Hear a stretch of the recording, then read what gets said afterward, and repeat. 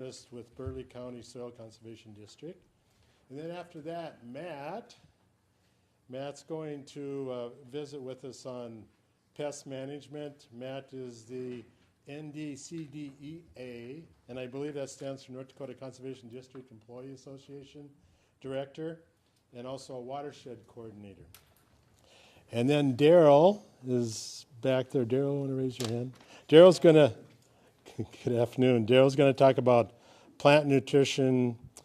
No, I'm going to talk about advancing soil health. Right, advancing soil health. So Daryl is a conservationist with Burleigh County Soil Conservation District. So, and then thank you to Bree. She's always very helpful in organizing and keeping us in order. So, and this is live streamed on YouTube, so it will be recorded. And if you want to in the future take a look at any portions of it or all of it again, you can. And you're always welcome to let others know about it too. It's under Dakota College YouTube. So good. So I am going to go ahead and get started at this time. And I'm going to talk about mulching techniques. I believe this works. Maybe not. I got it. You got it? Okay. So mulching by definition is anything that covers the ground. And when we talk about that, typically I'm going to talk mainly about 4 or 5 different types of mulch. I'm going to talk about plastic. I'm going to talk about fabric, paper products, organic matter, rock and pea gravel, and then I'm going to talk a little bit about roller crimping, which is really derives from cover crop.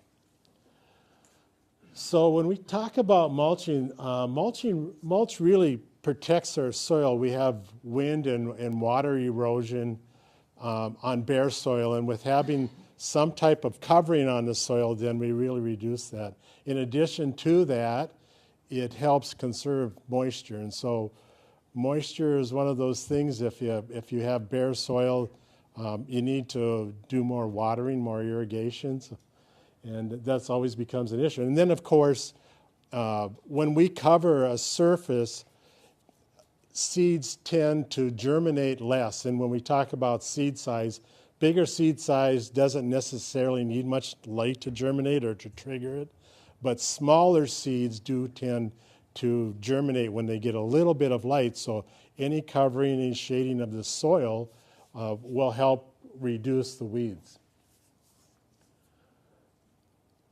Mulch can be used have some decorative value, and when I say that, I think a lot about landscaping when we use wood chips. So it does have some kind of a value.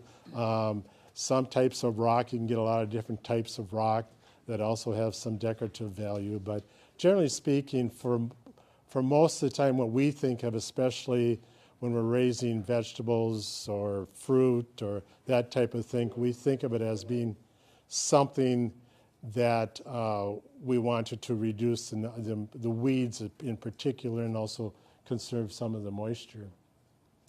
Mulch also can feed the soil, and there will be some organic type mulches that I talk about today. And so when they break down, they really add to the soil. They help break that soil, that tough soil structure up sometimes. And then, of course, we have the nutrients from a lot of the mulch too.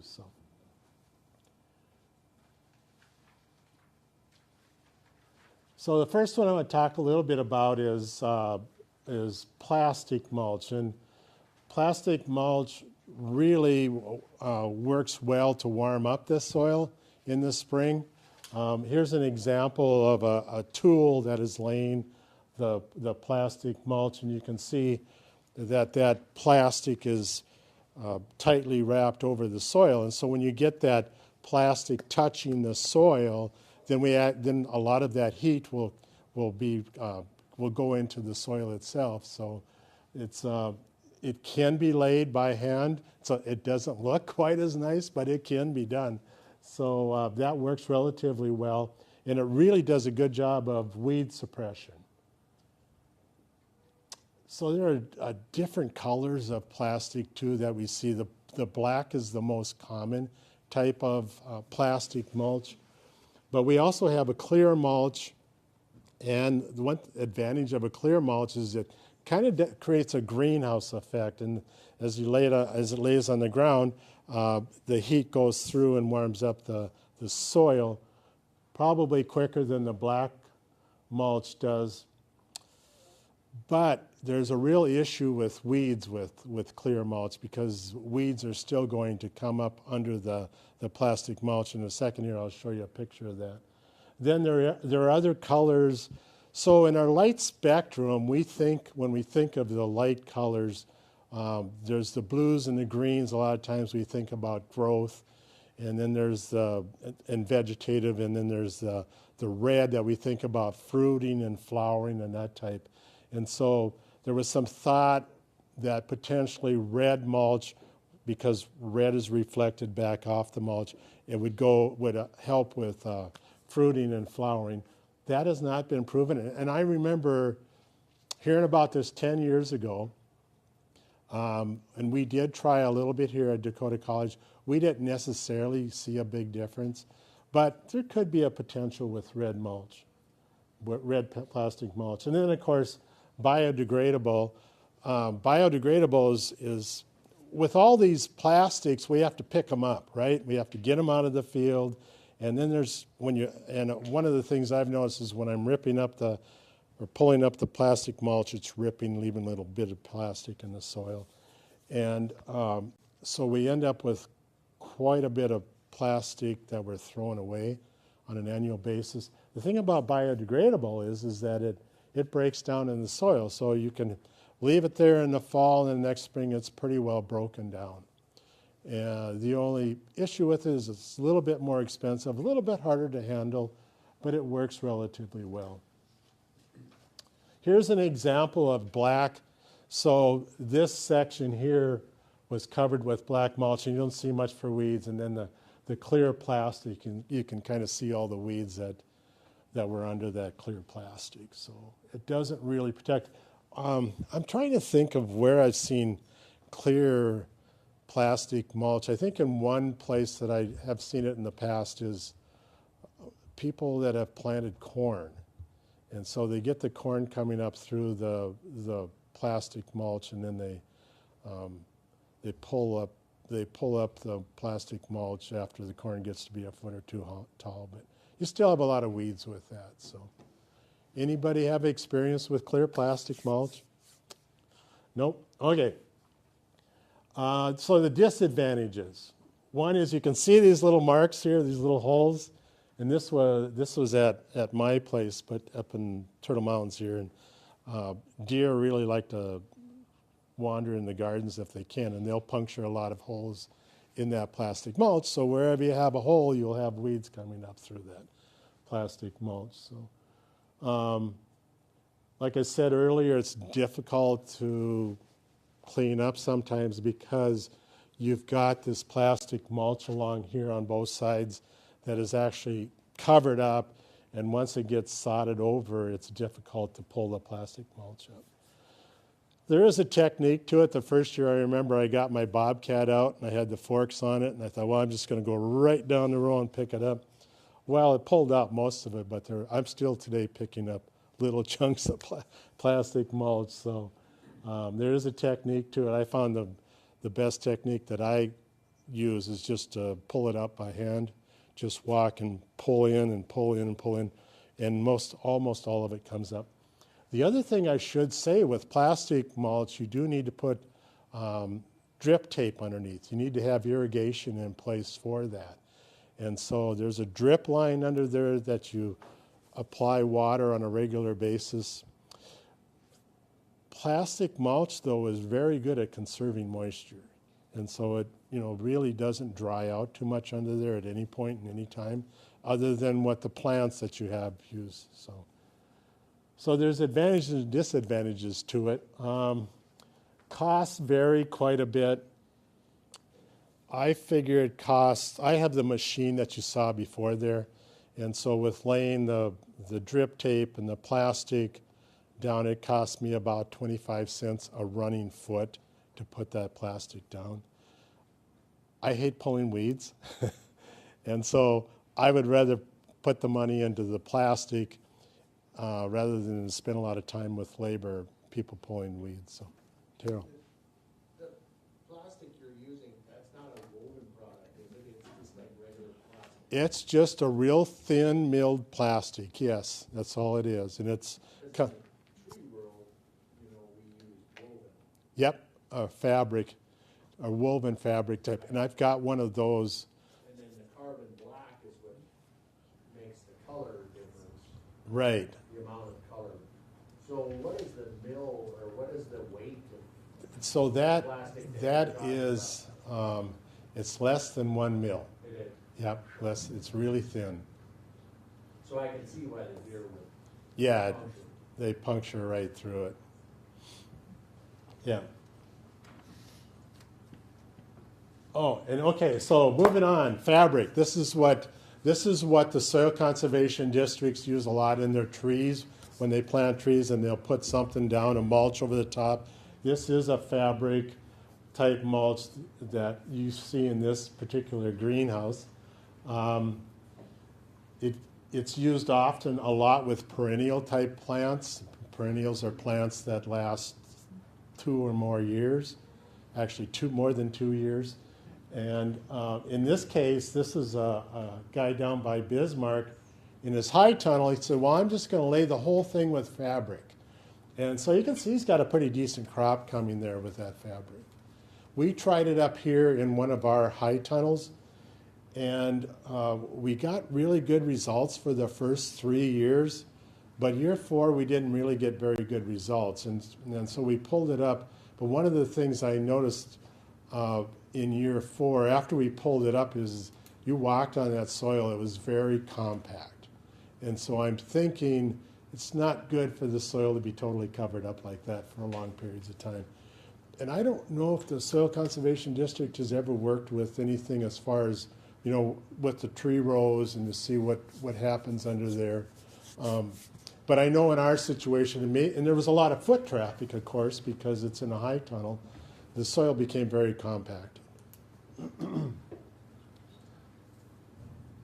So one of the things that comes up with a fabric is, it's a really tough material, and it lasts many, many years compared to the plastic that I was showing earlier. And so I've often had people question me, well, how can I use fabric in my gardens or in my high tunnels and get a lot of use out of it? So we kind of came up with a plan on how to do that. If there's 2 different thoughts there. If you have a high tunnel and you want to plant in it, but next year maybe you want to plant something different, you can kind of go through a cycle here where the first year you would put pumpkins in place. Pumpkins need a lot of space, right? So you have a hole here and a hole maybe 4 or 5 feet down on the fabric. Then the next year you would come and put a hole in the center. So you'd, like zucchini, you could have a zucchini, zucchini, zucchini in the old holes. So you could kind of utilize those spaces. And so year 3, then, your holes become closer in the fabric. Year 4 and then year 5 where you're probably 6 inches apart. So that's one thought. Another thought is that if you lay fabric in a larger area, that you could have your one, say, a vegetable crop like tomatoes on one side, and then the next year you could have them on the other side, and you wouldn't need to puncture those. We want to try to have specific varieties of plants rotated all the time because of the disease issues, right? So you could probably set up something like that with fabric. Fabric, I think, would work in a good situation a lot of times, too. When it's time to clean up, though, it's just like plastic if you're going to pull it up. So. We have a question, Keith, online. Yes, Does the black tarp make the soil underneath warmer, or does it shade and keep it cooler? it makes it warmer. It does make it warmer. So, whether it's black fabric or black plastic, the part that's exposed to the sun, it makes it warmer. The soil is warmer. Where you have the plants that are providing the shade, it actually stays relatively cool.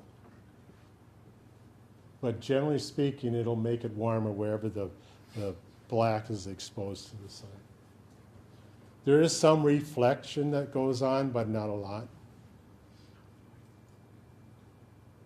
Paper products. This is always an interesting one. I've seen where people have laid old newspapers down in place, and that works relatively well because, again, you're covering the soil. There is some transparency with paper, so you do tend to get some weeds through that, but that works relatively well. One year, out here in one spot, we took some heavy cardboard and we laid it down and weighted a whole area and left it there for a whole year. Then we came back the next year, we pulled the cardboard up and it pretty much cleaned up any weeds or grass or perennials that we had in that spot. So that works too. So any type of cardboard or paper works relatively well. Did the cardboard do any composting, or does it stay pretty solid? It stayed fairly solid, yeah. I mean, you'd have to rip it up. So, and then organic matter. Now, this is more natural. These are something that I think we really should consider is using straw or grass or leaves in our gardens or our fields or high tunnels as much as possible. Of course, you want to make sure it's weed-free or relatively weed-free when you use it. Grass clippings can be an issue, especially if you're taking clippings that have been sprayed with a pesticide, because you potentially have some residue. So if you take some fresh grass clippings that have been sprayed and you put it in your garden, you may have some issues with your plants.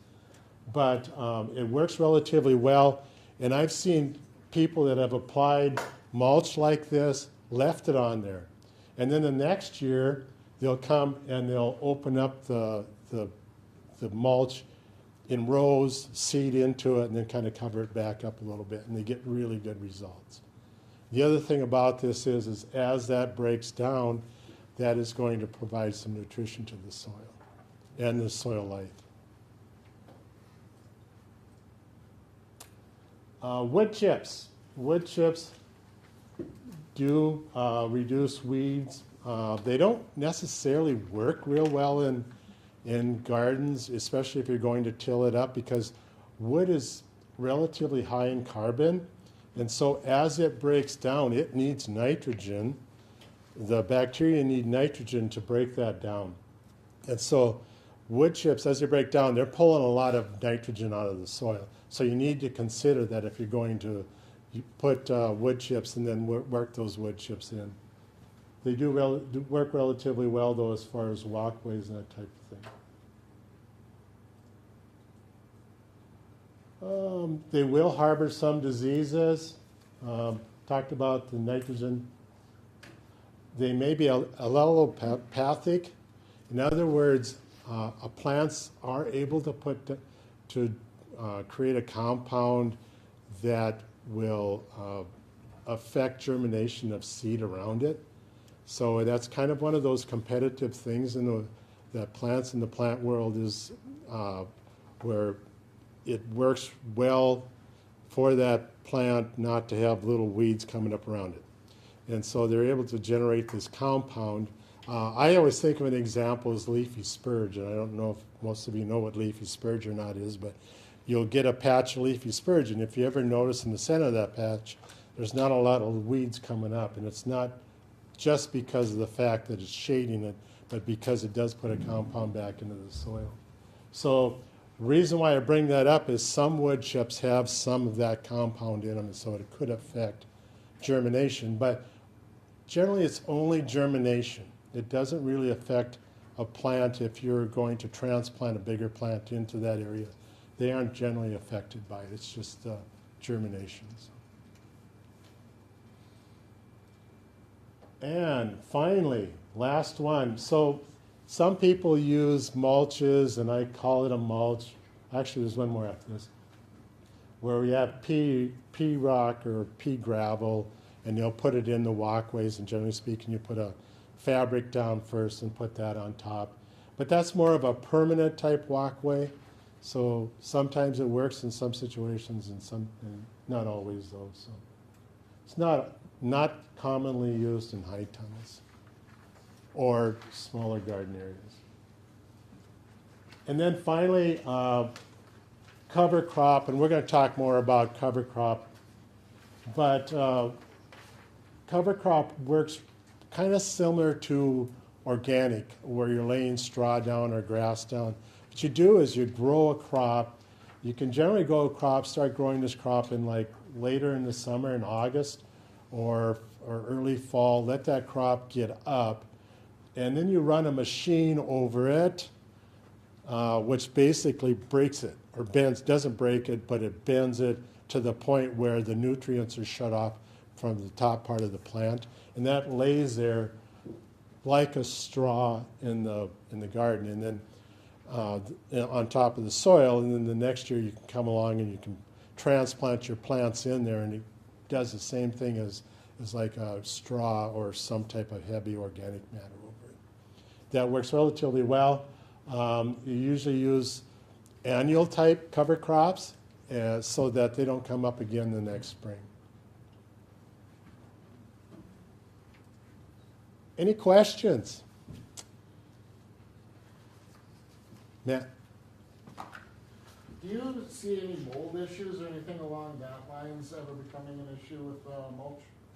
You do, I've seen mold issues. I don't think it's necessarily affected plant production though, but I've seen that where it's really heavy, where you've got some really heavy mulch laying down, yeah. But I don't know if it really has caused any, I have not seen where it's caused any Just problems. cosmetic. Yeah, it is, yep, yep. Is there an issue like with your cover crops, if you were to use something like radishes? You're saying just bend it over. Yeah, Would tilling be, I know you're disturbing the soil. Yeah. But would that be a way to terminate that crop?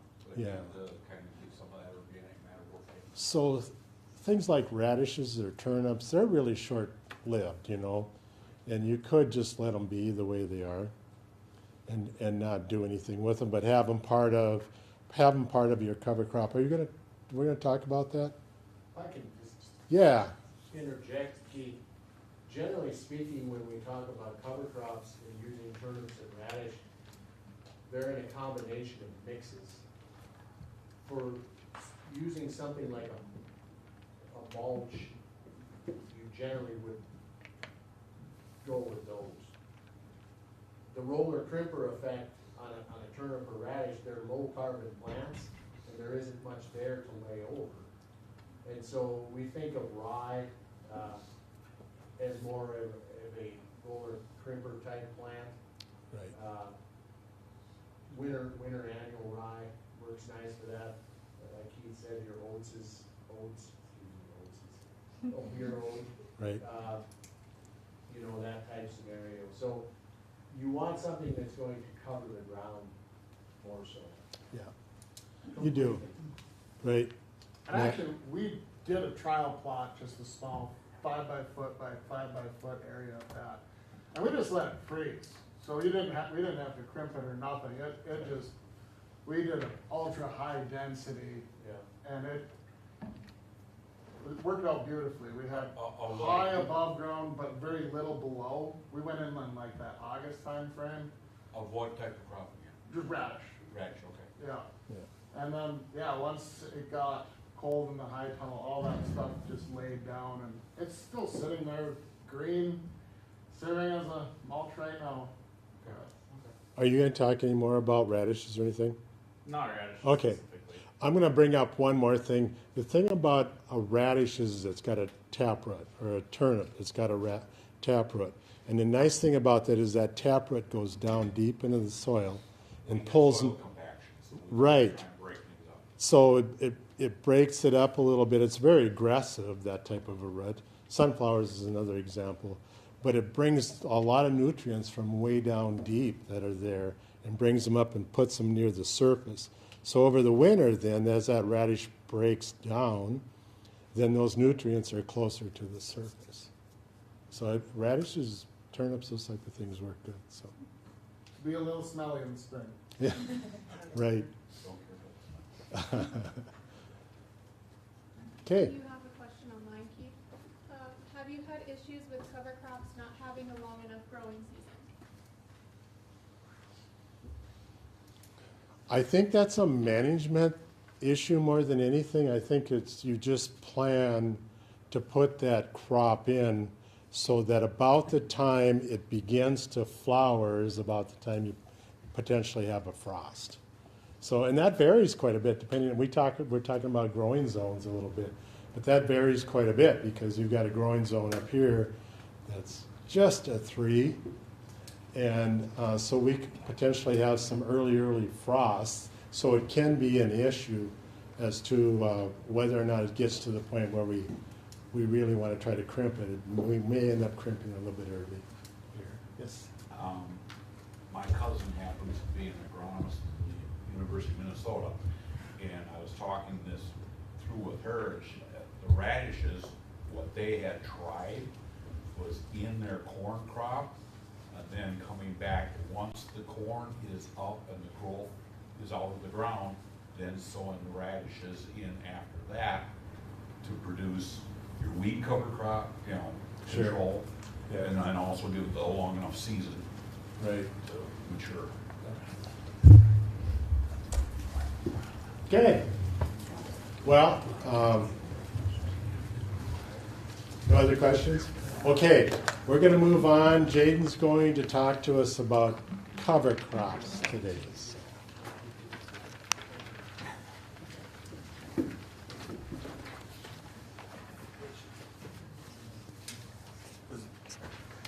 She was on click it through. Yeah, that's fine. Do I need to test the audio or?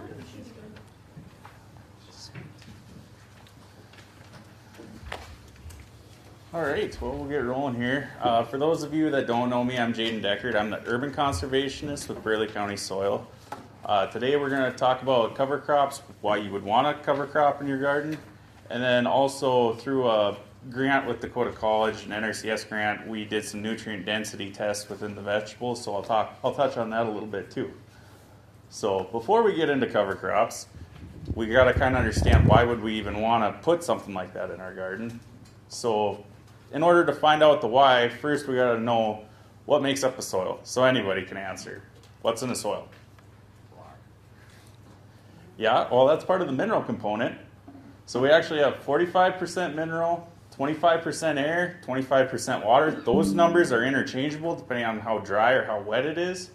And then just for easy math, we have 5% soil organic matter.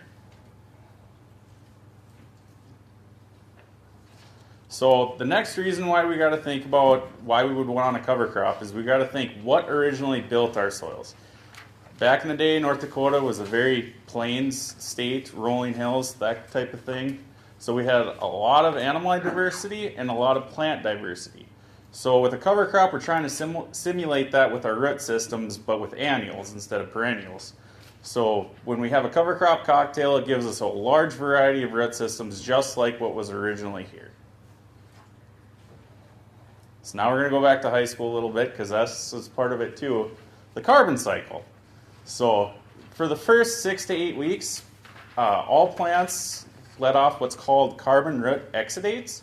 That's where the plant's harvesting sunlight and CO2 from the air, and they're putting it off into the soil. So that's part of the carbon cycle. When we respirate, we release carbon. When animals or plants die and decay, that's putting carbon back into the ground. So that's just a really quick summary of the carbon cycle. So next we'll talk about agriculture a little bit. And ag is typically a carbon export, and this is traditional ag with the corn crop being 1/3 of the carbon is leaving in the form of grain, another third's in the stubble, and the last third's in the roots. Now if we take this to the garden, I'm not going to make you do a show of hands, but I know there's at least 1 or 2 people in this room that do it. When we harvest out our garden, who takes all the residue out after the vegetables? It's just the nature of habit. And what's worse is some of us will go through with the rototiller after that.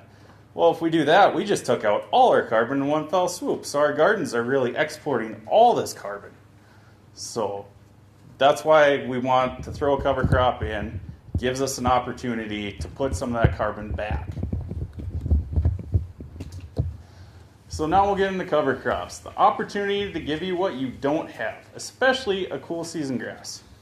I know Keith touched on it a little bit with using oats, wheat. At Minokan Farm, we really like winter rye. So that's a biennial. And if we think about gardens specifically, how often do we get a cool season grass? Never, right? The only vegetable we grow that is even a grass is corn, and that's warm season. So if we use winter rye, that really gives us that opportunity to let that ground see something that typically it wouldn't see at all. So with rye, we'll seed that in the fall. We usually have a cocktail with it, so we'll have other plants with it. That's where you can add your turnip radish. You can do cowpea, millet. You get your legumes in there. We'll do a cocktail. A lot of it will freeze off, but the biennial winter rye will not. So the neat thing about that is we're building soil aggregates in the fall and getting that liquid carbon red exudate. But also in the spring, it'll go dormant when it gets really cold out, and it'll be the first thing up in the spring. So what that does for us is it just gives us more time in the spring too before we're ever thinking about actually getting out there. It's out there working for us, harvesting CO2 and sunlight. So this is what it'll look like in the spring after it's nice and it greens up, and a lot of us are wondering, well, how do we kill it? I mean, yeah, some people like to spray Roundup, that's not a big deal, but for everybody else who doesn't want that in their garden, how do you get rid of it? Well, what we do is we'll cover it with actually weed barrier for 10 days. We'll take sunlight away from it. When you pull it off after the 10th day, there will be some green in it yet, but then 2 days later, it'll be brown like that. And like Keith said, then we have our mulch, and it's there and it's ready to use. And instead of pulling it off like human nature wants us to, we'll actually do a minimum disturbance planting, and we'll plant right into it. On the right here, this is an example of how we did carrots. We just cut right through that residue and seeded right into it. And then over there on the left, we did sweet potatoes, so that was more of a plug. I don't know how many people have grown sweet potatoes before, but they look like sticks. So you just dig a little hole and put it right into the residue. This is just the general mix that we did this year. We gave this particular mix away at our workshop. We had cereal rye, sub and verseem clover, sorghum sedan, cowpea, millet, soybean, and sunflower. We didn't have any radish or turnip in this mix because we were using it in our own high tunnels, and we have raised beds with bottoms on them. So we thought the sunflower would be a little bit more forgiving than that big taproot making that macro core. So cover crops, used for mulch, weed suppression, and natural fertilizer. And here's just the progression. I know it's different plants, but each of them had the same cover crop that year. And if we look, this is probably a couple weeks in, we planted plugs here. And then that'll be later in the season. You can see it's really starting to go down. And then by the end of the season, that soil biology is eating the mulch. So it's really kind of amazing, especially if you have a very biologically active soil. All right, so now we'll get to the part that Matt's been waiting for, the nutrient density testing. And a little disclaimer, this is the first year, so we can't really take any of these observations to heart, but it'll take a couple of years to build up, a little bit of history. But like our lead educator says, if you don't want to know, Jay Fear, if you don't want to know what's going on, why test for it? Or don't test for it, because you might not like the answer. So our whole kind of theory is, and I think a lot of people have this theory, that what I can grow myself is way better for you than what you can get in the supermarket. So we decided to go ahead and test it, and we tried it on 3 different crops. We did potatoes, leeks, and corn. Each was treated a little bit different. With the potatoes, we did commercially grown, and that's just more or less what I'm going to say that I bought from the grocery store, because I would assume that if I got it there, it's just grown commercially. We did potato towers, and then our no-dig potatoes. So a little bit about potato towers and no-dig. For potato towers, what we do is we made a cage, essentially. we put alfalfa hay in the bottom and then compost. We kind of made a bird's nest out of that alfalfa hay and put soil and compost mixed and then put potatoes in a ring. And we layered that 4 layers up and it kind of just shoots it out the side. So that was something new we tried. And then we've done no-dig potatoes for years. How you grow those is you just lay them on the ground and cover them in alfalfa straw. Do a real thick mulch, but potatoes is one of those plants, they'll grow through anything. So that's usually what we've done. And then when it comes to harvest, you just pull the hay off and your potatoes are underneath. So we'll get into the testing a little bit. Potato 1, I don't know if you guys will be able to see that. It's kind of small. But potato 1's the potatoes that were grown in the tower. Potato 2 was no-dig potatoes. And then 3 is what we got from the grocery store. If we look at our protein, we see a little bit of a difference with everything being higher than what was made in the or bought at the grocery store. The potato tower was a little bit lower than the no-dig potato. A lot of this, there's not much variation. Sulfur, it's 0.4, 0.4, 0.3, so there's not a lot of variation. We get down to iron. In our no-dig potato, or potato tower, we had 14.9% parts per million iron, 10.6 parts per million iron, and then grocery store it was 6.2, so that was a pretty decent difference. Copper was 1.4 in the tower, 1.8 in no-dig, and then just 1 part per million in grocery store. And then with the zinc, it was 4.9, 5.1, and then 3.6 for grocery store. Another reason why we kind of wanted to test this is because we read an article written by Dave Montgomery. He is a professor out of Washington, right, Daryl? Yeah. And in his article, he said that essentially there's not going to be a lot of difference in the macronutrients. So your N, P's, and K's, they're going to be very similar. But the difference when you see how the conditions that things are growing, it'll be in the micronutrients. And here, it's kind of showing that too. I mean, with our iron, copper, and zinc, those are all micros. You can switch to the next slide. So we also, the last test we ran at Midwest Labs, this particular test we sent to General Mills Labs. It's called Medallion Labs. And they actually created a mock label for us. And the one thing that I thought was interesting, again, a lot of this is very similar, but sodium was one that kind of caught my eye, where the tower had 10 milligrams, no-dig had 0, and commercially grown had 15. Another thing that kind of caught my eye that there's a somewhat of a difference was the number of calories. So it's going to take a few years and a few repetitions to see or try to figure out why the difference is, but there are a few differences going in just starting out.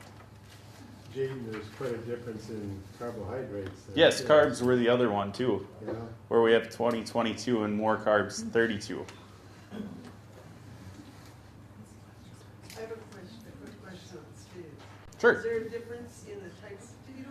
I mean, or what? No, they were all red potatoes. So there might be a variety difference in the potatoes that we got from the grocery store because it doesn't say what variety it was.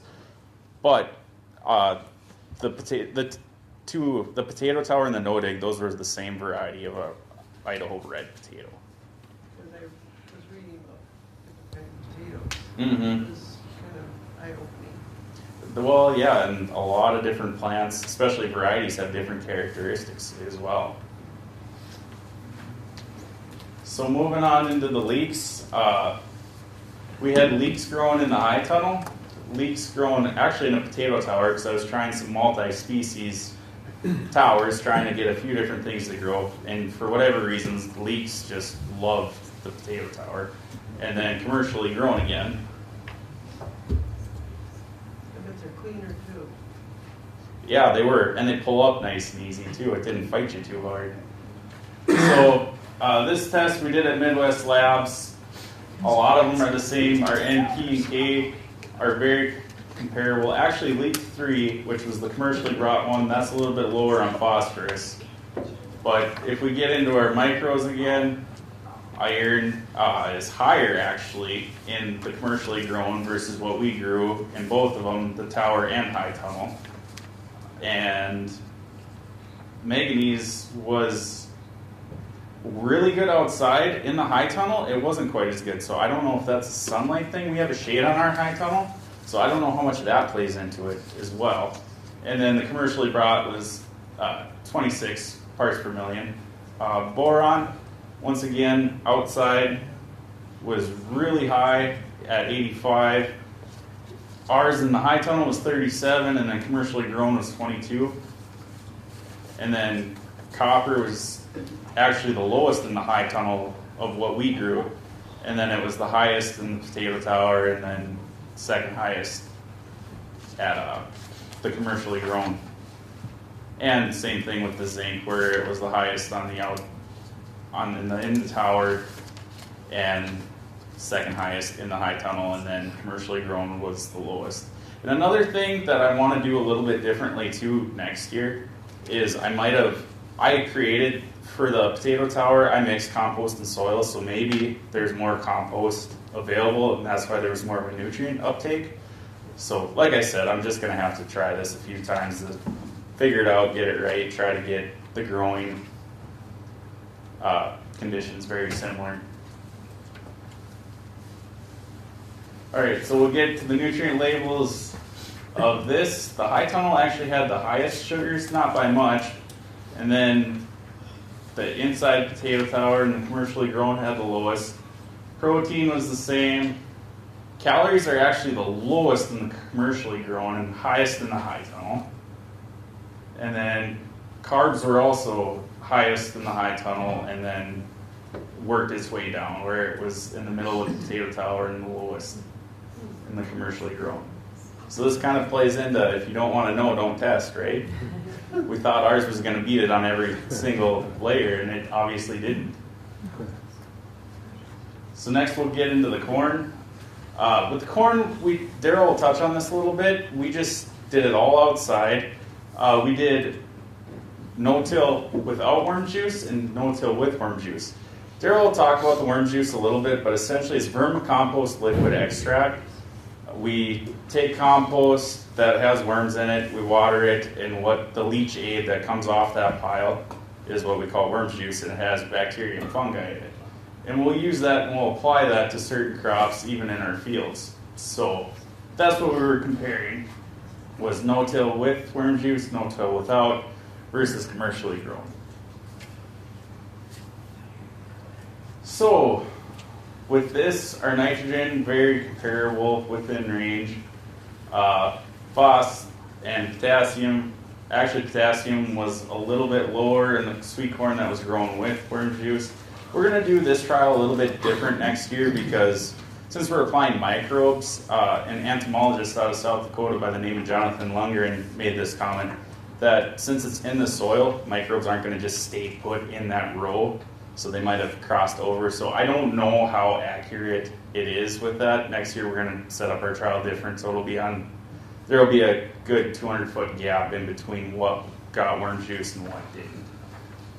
But, oh, and I should also mention that our sweet corn received no fertilizer, and I'm assuming that the commercially grown did get some, and corn is typically a glutton for fertilizer, and it'll show it in its leaves pretty significantly. So that also is what I probably contribute to some of the differences in this. But our phosphorus is actually very similar, within range. Potassium is actually a little bit higher, and the stuff that, or actually no, it is the commercially grown that has the highest with potassium.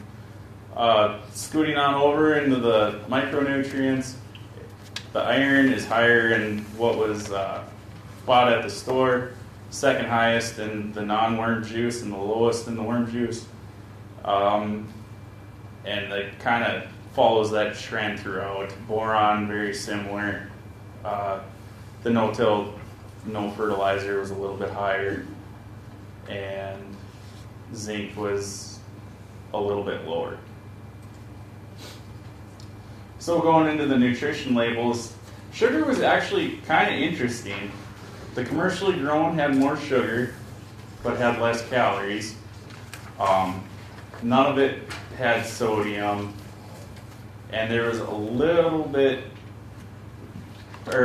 more total fat in the commercially grown.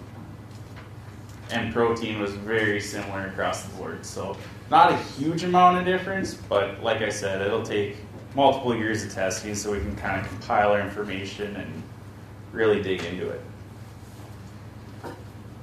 And that's my photo credits. Any questions? Yes. On the no big potatoes, what's the advantage of using alfalfa versus just like a small grain straw or something? So there's actually a big difference because alfalfa's got a higher nitrogen ratio than your standard straw does. So it actually breaks down and gives back throughout the year. And another huge advantage is just efficiency of use advantage. Alfalfa is heavier than straw, so I don't know if you guys get wind up here, but down in Bismarck we get a little bit, and it'll just hold to the potatoes a little bit better than what straw will. We just went down the alfalfa at one time at the beginning, and then it's just pretty much there. But really, Jaden pretty much hit the nail on the head. It's a carbon nitrogen thing, and that's why the alfalfa. We use second cutting alfalfa. So that'll have your highest nitrogen ratio. Yes? So on your nutrition labels, any word from your, like bioavailable nutrition? Were you testing for vitamin A or any of those other more human concern vitamins? We didn't test for any of that because actually the mock label test, that was like $550 a crack. So it added up really quick. So we were pretty selective about what kind of information we wanted to get. And unfortunately, a lot of it was very similar to one another. So it's like, wow. Yeah, I think that's an area where a lot of people are expecting more changes in the vitamin C and vitamin A categories, especially for those leaks. Mm-hmm. I know a lot of alliums have a shocking amount of vitamin C, and that's those bioavailable vitamins are what a lot of people are more interested in seeing go up more than. And that might be something we'll test in the future. Right away, this is our first crack at the ball, so we just want to do your standard nutrients, your NPK and micronutrients, based on Dave Montgomery's paper too. As he said, that's where you would see the difference.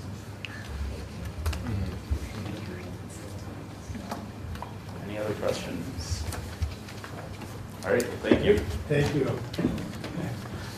Matt's up next. So one thing, just a reminder, there is a survey. If you could, I should have mentioned this earlier, but fill out that first part of the survey, and Jaden, I need you to get him the, fill that first part of the survey out. So what we want to do is see if there's any change after you've been here as far as what you learned from here. So if you could fill out that first part of the survey, it'd be great. And then we want to make sure you leave the surveys today.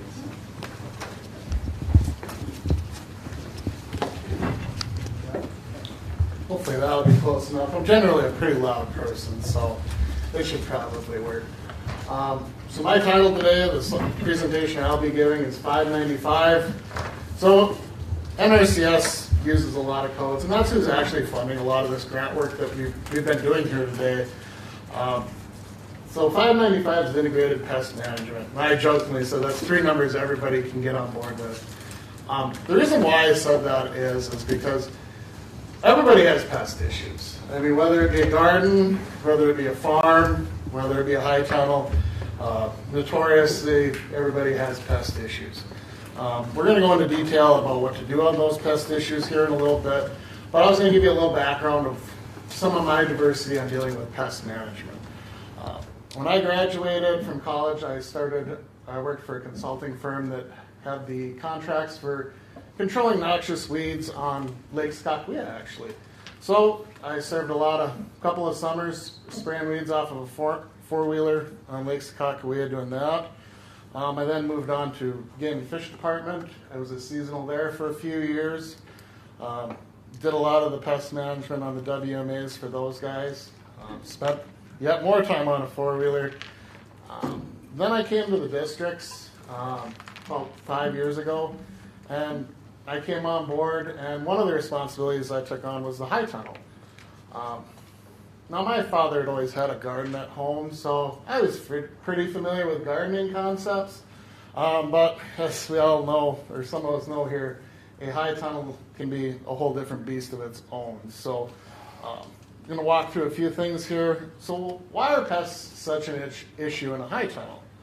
Well, the first part is it's the same reason why crops do so good in there. It's a pretty favorable environment. You know, realistically, it's warm, it's humid, pretty sheltered away, so anything that carries over in there gets to live longer and basically has an abundance of food, so that's never an issue. Unfortunately, plant source, I'm a big buy local guy, not to beat up anybody who on the commercial stores. They often have great deals on plants where you can get flats, but they usually have a few bugs that come with them, so just something to be conscious of there. Another issue that kind of comes on board is repetitive crops. You know, as a function, we're always ingrained in doing the same things that our parents did. I gotta have tomatoes. I gotta have peppers. I gotta have onions. I gotta make salsa. I gotta can tomatoes. I gotta make grandma's tomato sauce. I gotta do all of these things that I've been ingrained that I have to do. So you end up with a lot of the same things every year. Unfortunately, man, these are pretty closed environments where you get into an open environment. You have some of those natural predators that'll come in, your birds, your insects. Boy, when you have a high tunnel that's closed off for part of the year, you really kind of handicap some of those predators from getting in there.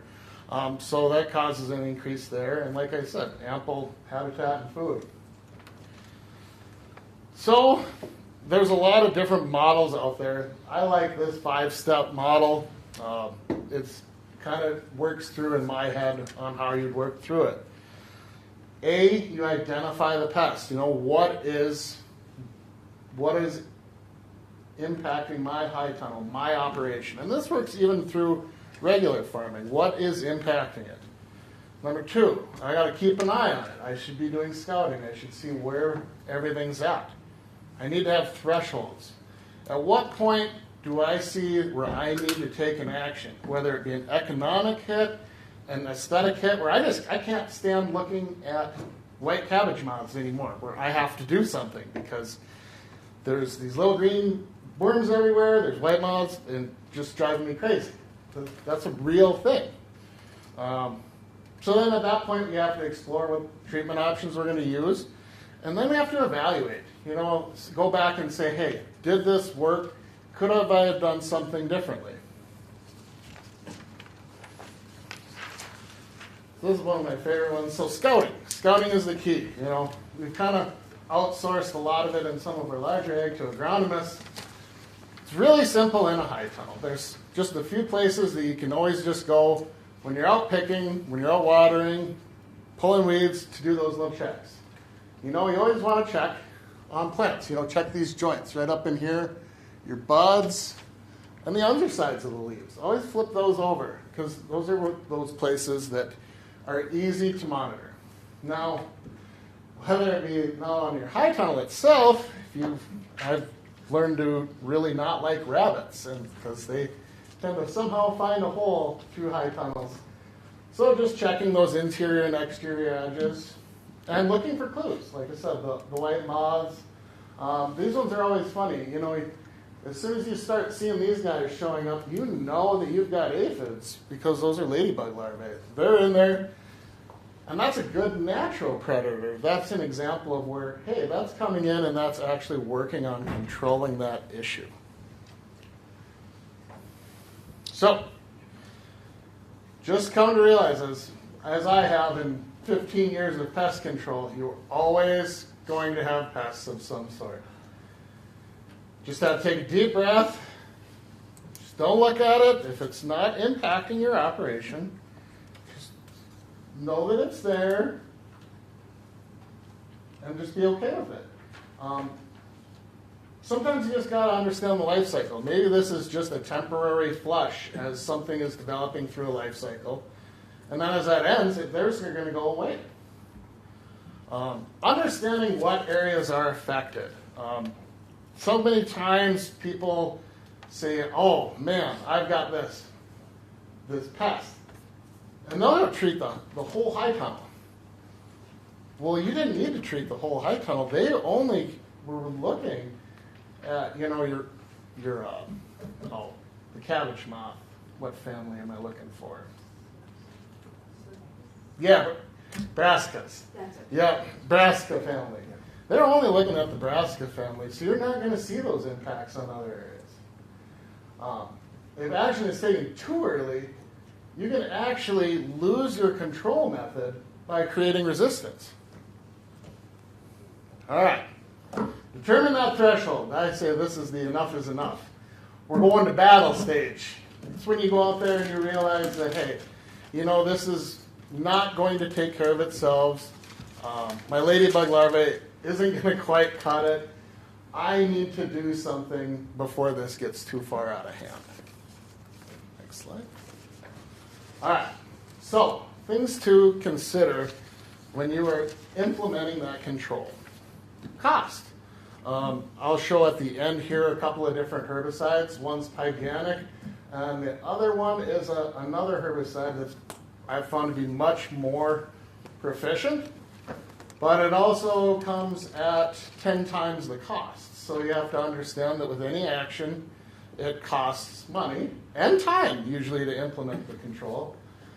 Length of the control. How long do I want? Is this I'm just getting wrapped up with, you know, I'm just at the end, my beans, my peas are just at the end, I just need to get through just a little bit further. What can I do?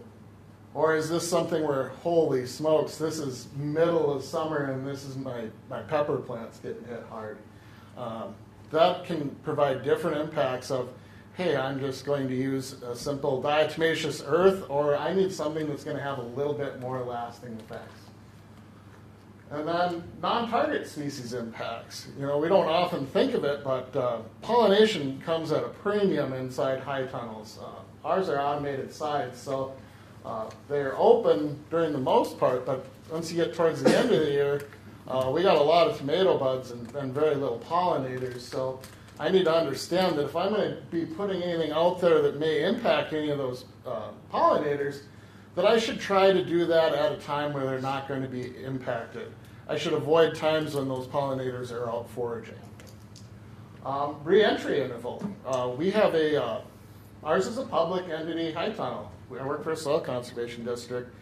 You could say, well, you could lock the doors. Well, the sides are automated, so anybody who would want anything can just stroll right in. So definitely have to be careful about that. And then the harvest restrictions as well, and the LD50.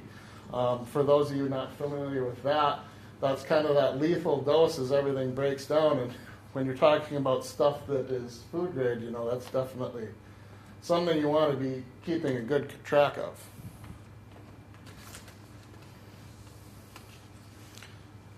Did this one come through? Oh yeah, okay. Yeah. So things to consider when implementing control methods, like I said, minimizing those non-target species, fly at dusk, dawn to avoid foraging bees, using herbicides near the high tunnel. This one is one that just absolutely drives me crazy because I will be walking around our yard and I will smell.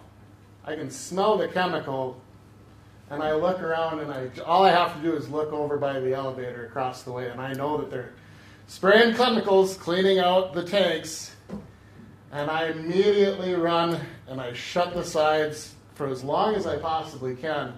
I've developed a very good relationship with them so that they know when to do it.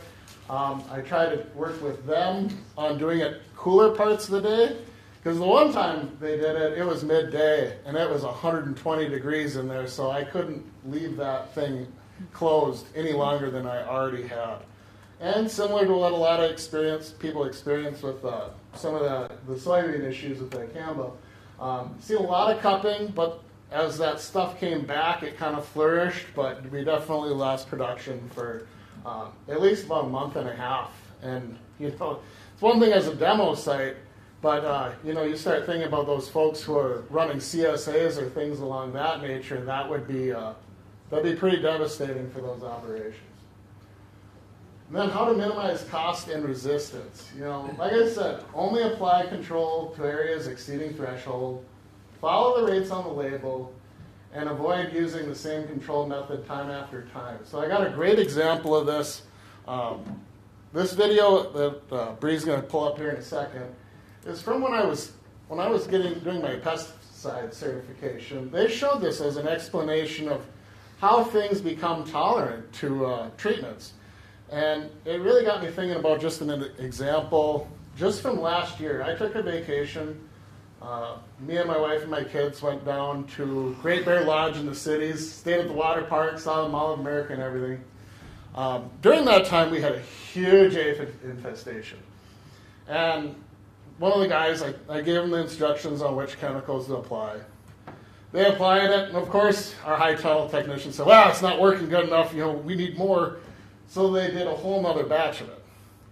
So here, in a short amount of time, we used twice as much herbicide as was used, and they covered the whole high tunnel.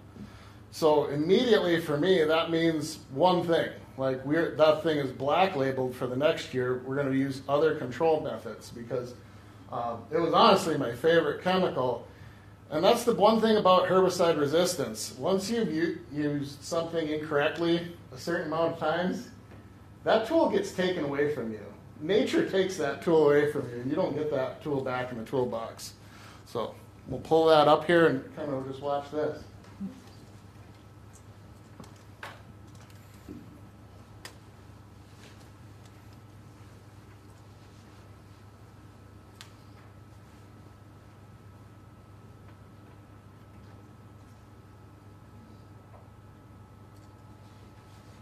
I was challenging you to see if it would work.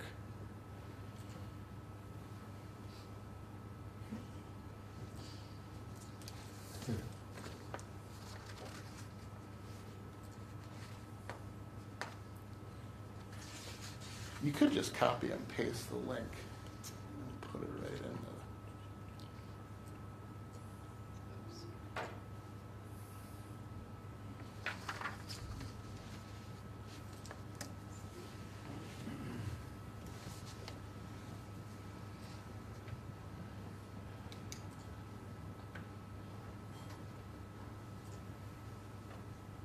I promise, it's going to be good once it pops up.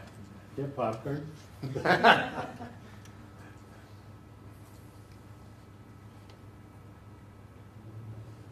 go. So what we ended up building was basically a petri dish, except that it's 2 feet by 4 feet. And the way we set it up is that there are 9 bands, and at the base of each of these bands, we put a normal petri dish thick agar with different amounts of antibiotic. On the outside, antibiotic. Just in from that, there's barely more than the E. coli can survive. Inside of that, there's 10 times as much, 100 times, and then finally the middle band has 1,000 times as much antibiotic. And then across the top of it, we pour some thin agar that bacteria can move around in. The background is black because there's ink in it, and the bacteria appear as white.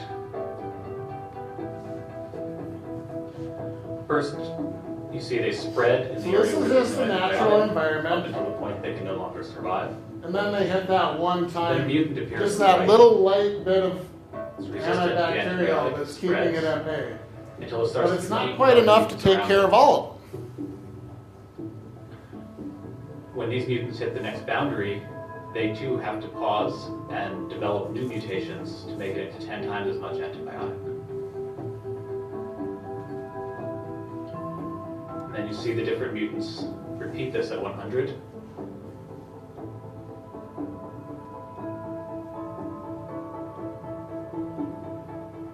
And after about 11 days, they finally make it into 1,000 times as much antibiotic as the wild type can survive. And so we can see by this process of accumulating successive mutations that bacteria, which are normally sensitive to an antibiotic, can evolve resistance to extremely high See, look at how some of these are getting selected out of.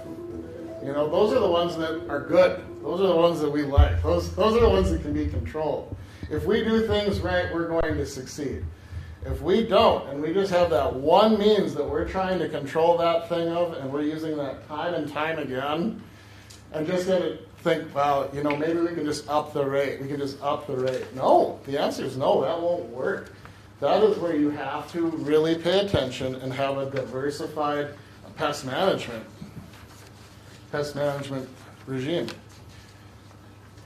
All right, so following up with that, like I said, now evaluate your results.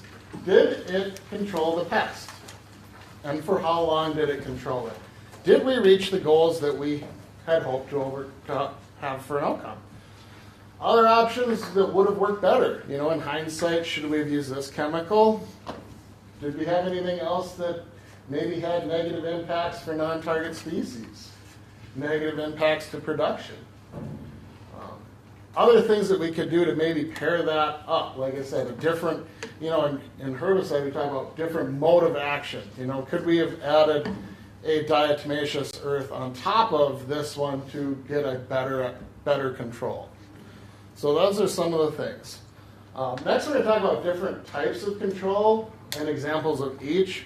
As we've talked about, you've heard me talk about chemicals. Some of the ones that I've used personally, I don't know if you technically call diatomaceous earth a chemical. It's more just a horrifically dry compound that's meant to just suck the life right out of the bugs.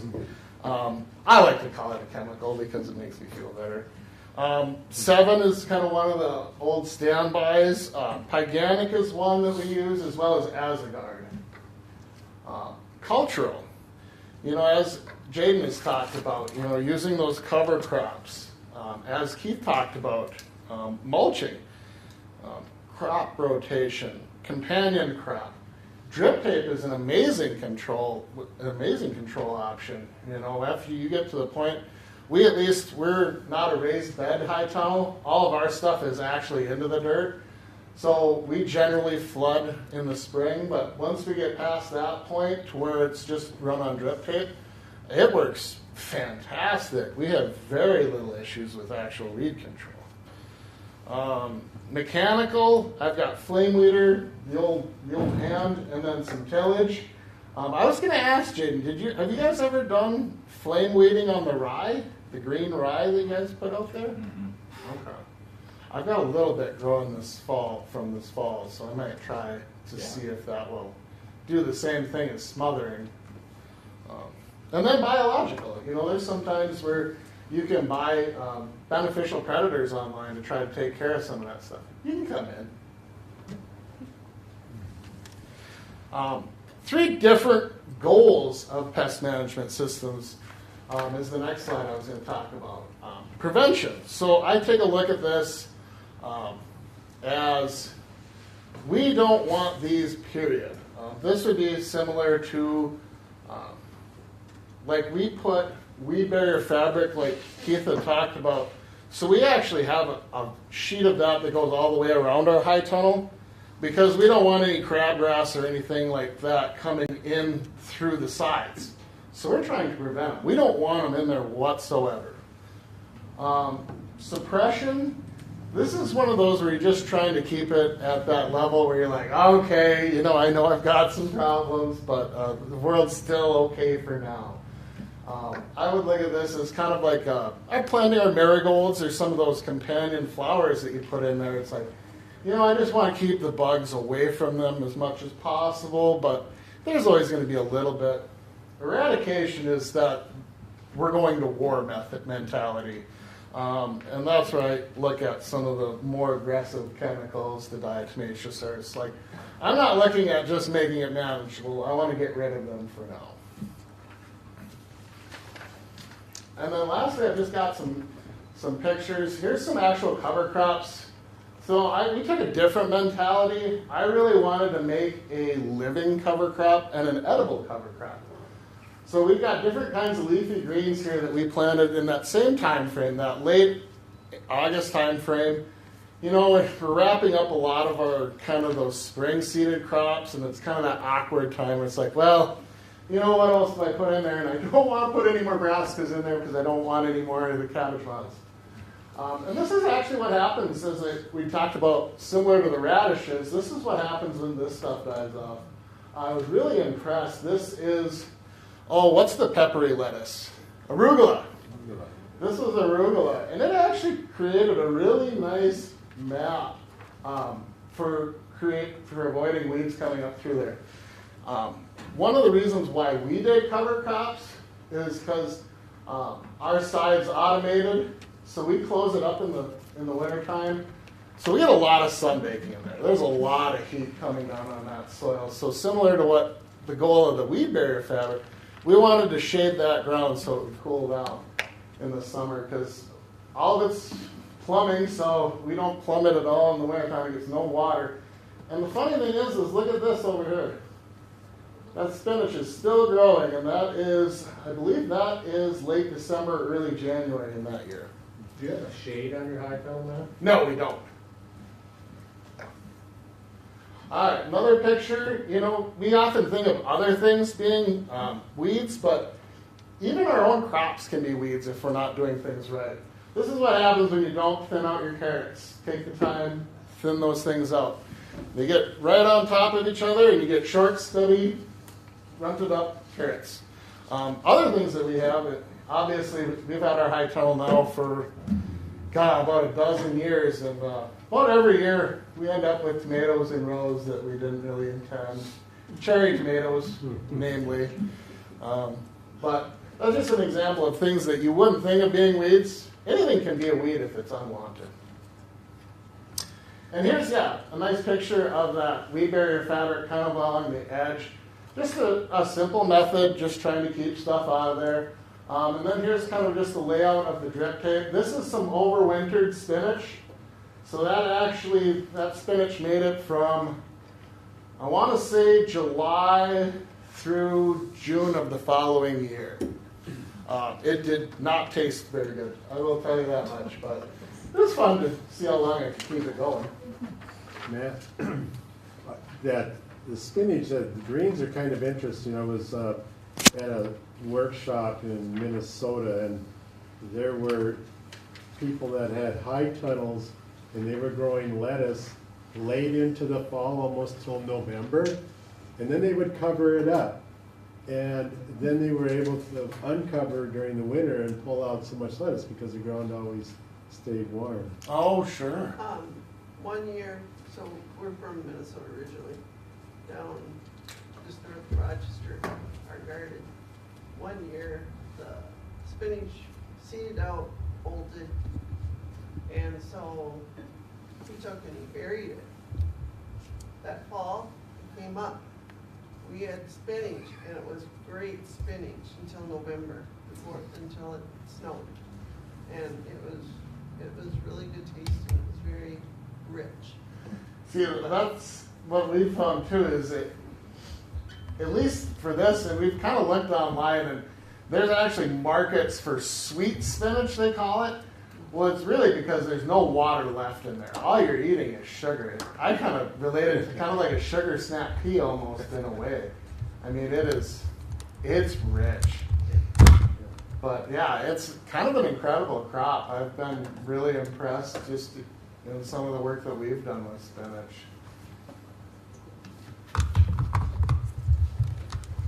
And then here, this is kind of the two chemicals that I talked about on the cost. I think this whole jug costs about $30 versus that one costing about $300. So, you know, as we talk about cost and tolerance and what your goals are, you know, those are two things that kind of keep on top of. Here's the flame leading. Now, we actually did a demonstration of this at our last field day down in Foreman. Similar to kind of the goal of what Jana talked about.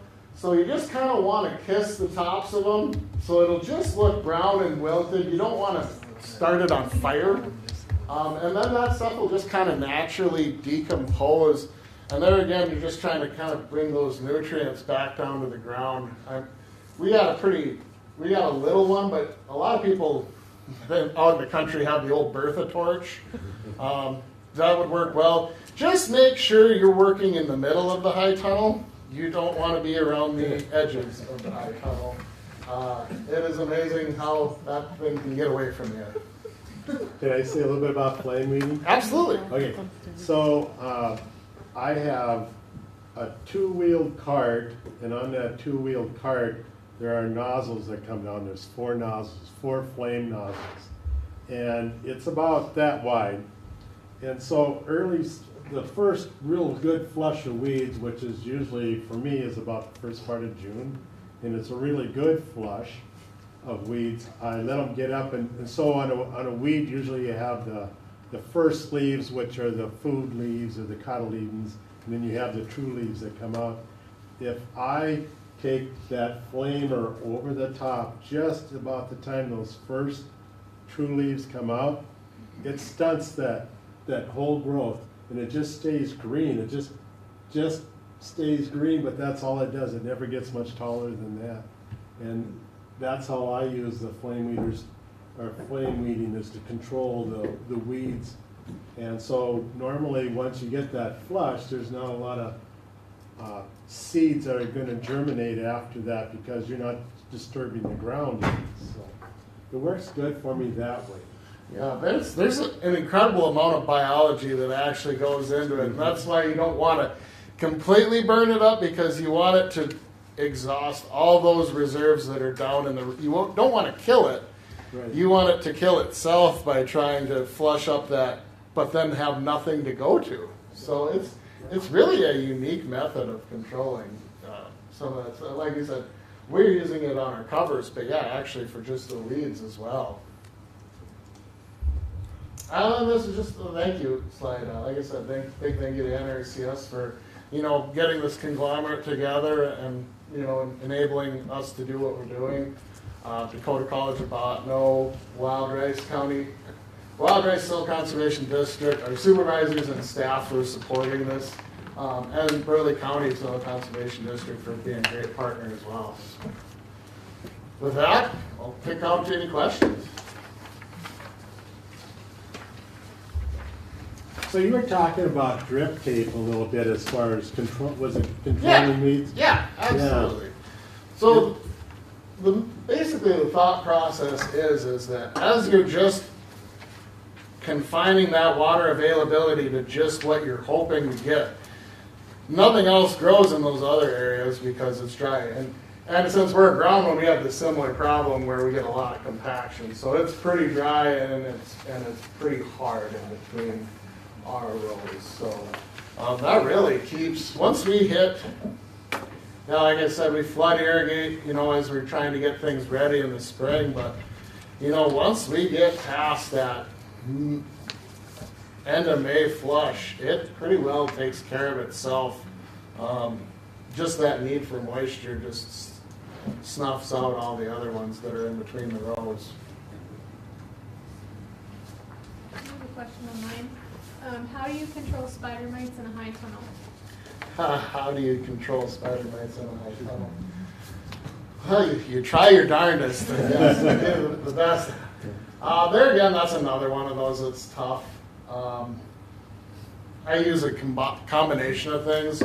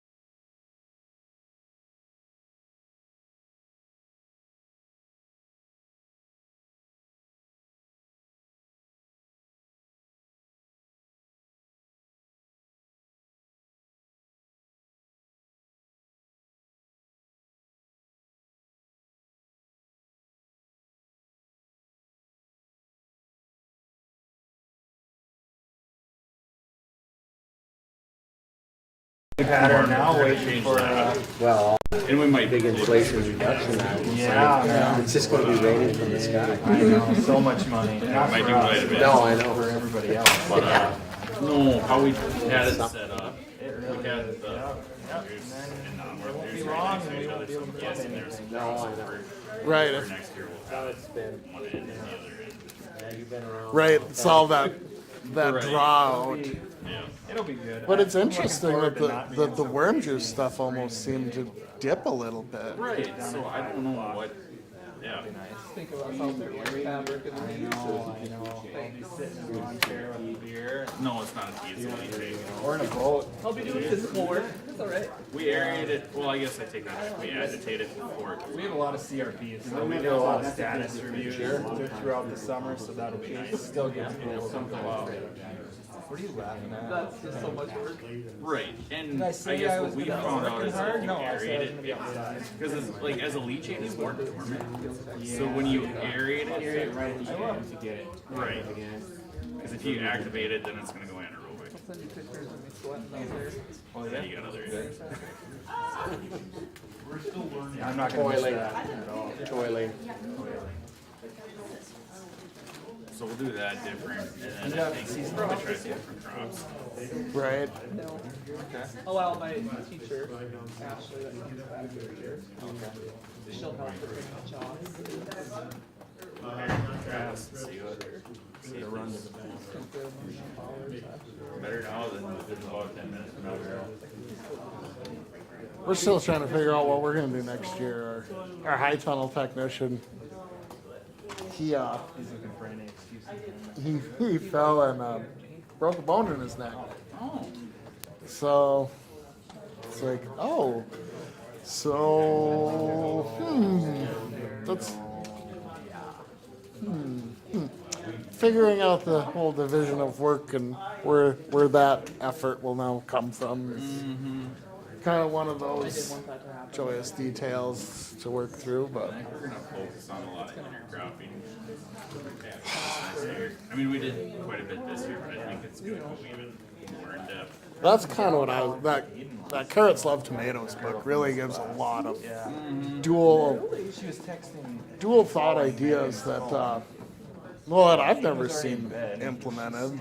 And you go online, and you're anything like me, if you start looking at this stuff, that's all that pops up on your feed anymore. And it's like, huh. So there's just millions of examples of people doing this stuff. It's like, well, Not to be judgmental. One thing I wanted to try is 7 years old. She's on. so we'll do like tomatoes, peppers, onions. onions. And there was one, I want to try dried trees, I've never done that. So we'll do like a taco, it'll be very similar, but we'll add like black beans. Oh man. That I don't really want to be a part of. He talked to her on the phone and We could, but I mean, he just not in the high likes her tunnel. like no. I don't know what she's I thought about that for my own, actually. My niece, she's like, no, you can't. He's like, Our old DC used to do that with his sheep. I wanted to. Put his sheep in there in the wintertime. they're gonna go in the garage and shoot hockey pucks at them. I know, but your spec says, yeah. Right. Because I wanted the lamb out, like a few sheep, because then you'd have the afterbirth and everything. Absolutely. And then go in and plant it, and she's like, no, you can't have anything. Harmless. He's like, then it's a barn. It's a barn for 2 months while it's not getting used. Leave me alone. Yeah. Don't you have better things to do? It's funny, I play hockey. But I say hockey player. Are they really gonna spot check you though? Very nice and polite. I've been over a few times. Oh, it is. Yeah, he's sharing that with the whole world. Way to go, Matt. Well, he doesn't have to because he's gonna go to UND. Forgot that. He's got some wheels on. They will sound. Oh. They're part of it, they just want to know what it's fine. And I can just Yeah, that's kind of. Yeah. This sounded cut out. I mean, sure. Do we have one of them funny tools that advances? No, I've been doing it. Yeah. So basically the answer would be Yeah, and if you put skate either guards on, it 7, gives them another like quarter, half. SEVIN, diatomaceous His earth, dad or stepdad is They must have a I am, yeah. I saw there was a Barge kid, Dylan. Oh, it's all right, it popped up. You can see the country a little bit. Yeah. Diatomaceous. Hat makes her.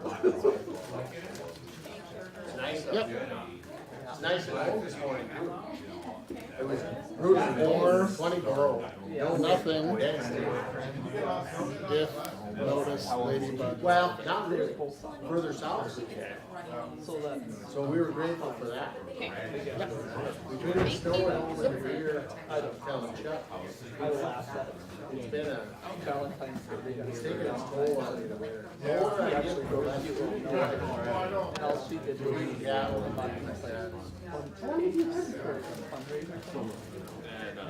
That's fun. No. One. I wanted to get one, thinking I was gonna do like the Joel style. Here you go, bud. Figured you'd like some chocolate. That's your daughter for sure. Oh, you were gonna get one on. It's all like, I don't know what to say. Actually, ours we got on. So did you have to, did they fly you here or did you have to take a day off? Yeah, I guess to take the private. Since you're an NRCS person? Tell me went over that, they don't spend money on their. They usually, I thought maybe they just threw a little of the Inflation Reduction Act. Act now. Yeah. Like for J and Jenny, not spring chicken. Yeah, I don't know. We'll see what happens. I mean, that's huge. People might see right away. Like I said, where it's money, so maybe they'll start coming in. I laughed because who all would tell and work it out. Last year, or not last year, this last sign up in Burley County, they funded every contract already.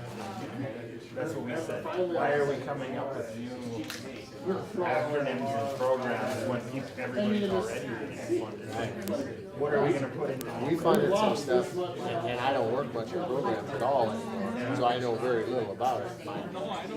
But from what Bowen and Dalton were telling me, I mean, we funded some stuff, and they showed me the contracts.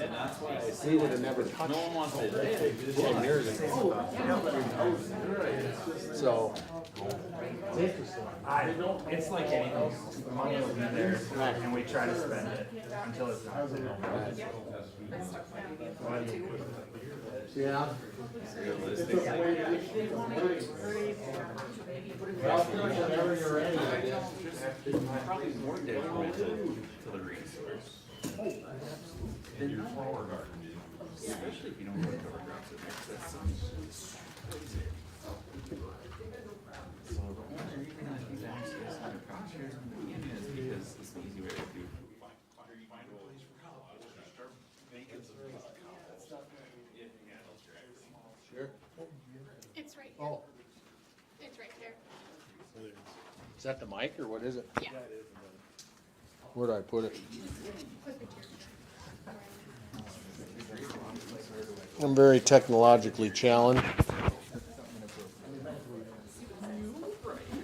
Well, good afternoon, everyone. I think you can all hear me. And just want to start off by saying it's a pleasure to be here today, this afternoon with you guys. I know exactly how far I am away from home. I'm 135.5 miles from my door. I left from my farm this morning. I'm a DCB alum from back in 87, 88. And this place has a very soft spot in my heart. And so I know I made many trips back from Wing. Wing, North Dakota is where I'm at. Some of you might be familiar with where that is. I'm 45 miles northeast of Bismarck. In a little town I live, I farm and ranch a mile and a half east of Wing. And I'm the fourth generation to be on the place, so I'm very fortunate I should say fourth generation to be in the area. And so I'm very thankful for that. I also work have the privilege of working with the Burleigh County Soil Conservation District. And I am the former Minokan Farm manager, if you will. Say former. This last winter, they made some structural changes within the soil district, and now I guess they call me the district manager, but whatever works. But my heart and soul lies in the Minokan Farm, and we're going to talk a little bit about that today with you guys. I see on the agenda I've only got 25 minutes, and so I'll probably talk fast because I generally have a lot to say. And Ryan knows that, and but we'll move through rather quickly. A little bit about the Minokan Farm. It was established in 2009, and it's a conservation demonstration farm. And it was the brainchild of the Board of Supervisors at the time for the Burleigh County Soil District, and Jay Fear, who was our district conservationist at the time. We don't necessarily do research at the farm. If you call us a research farm, we don't get too terribly upset, but we are a demonstration farm. So we have a lot of flexibility. We can change things on a dime. And we're very fortunate to be able to do that. And so, as Keith was talking about, we can collaborate with these different groups, whether it's Dakota College, Extension, the university, different soil districts, and we're able to do those types of things. And that's very important.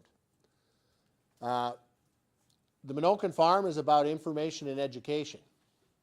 We host anywhere from about 40 to 50 different groups from across the United States and across the world. It has become a destination, if you will, if you're interested in soil health and regenerative ag. We talk soil health principles, and we'll talk a little bit about that. We talked about the carbon cycle. Jaden mentioned the carbon cycle. Agriculture, whether it's gardening, farming, ranching, is what? It's an extraction business, right? We have to extract something, and that's where the carbon cycle is so important. The carbon cycle is the most misunderstood thing in production agriculture, but it's also the most important. Soil function demos, we have all types of demos that we do, whether it's wind erosion, slake infiltration, rainfall simulator. I'm going to concentrate a lot on the gardening and compost side today because that's kind of what we're talking about. But the same things that occur in production agriculture happen in gardening and small-scale ag as well. You still need crop rotations. You still need cover crops. Grazing systems, probably not so much. The Minokan Farm has grazing systems. We own our own livestock as a soil district, which is somewhat unique. Just to touch a little bit on the grazing system because that's very close to me. I'm more of a rancher than a farmer, if you will. But our grazing systems are based on short exposure times and long rest and recovery. Just like Jaden had talked about with the grazing ruminants, right? They came into an area long before we were around. They stayed a while, a little bit, left, and then come back very much later.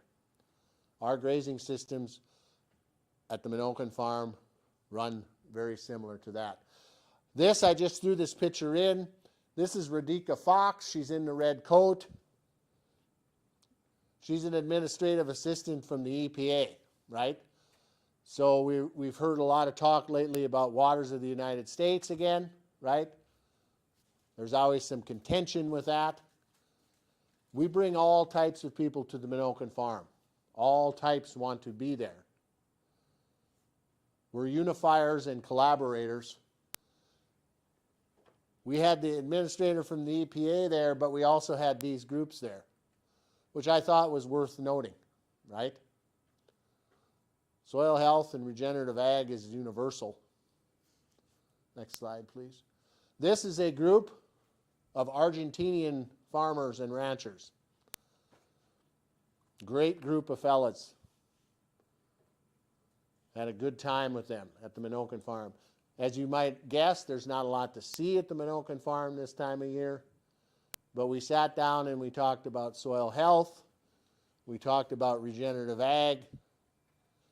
This group controlled about 350,000 acres in South America, some in Europe, some in, they had a small farm, an almond farm out in California. An interesting group, to say the least. We have a lot of problems in agriculture, right? We call them resource concerns. When Ryan sits down and talks to a client over there in Grand Forks County, we talk about resource concerns, right? We want to identify your resource concerns. Most of these are symptoms, or all of them are symptoms of landscape simplification, right?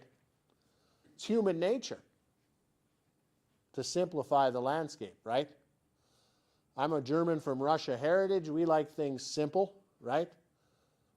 I never wanted to be a farmer. I always wanted to be a cattle guy. Or I never wanted a cow around. We've simplified the landscape.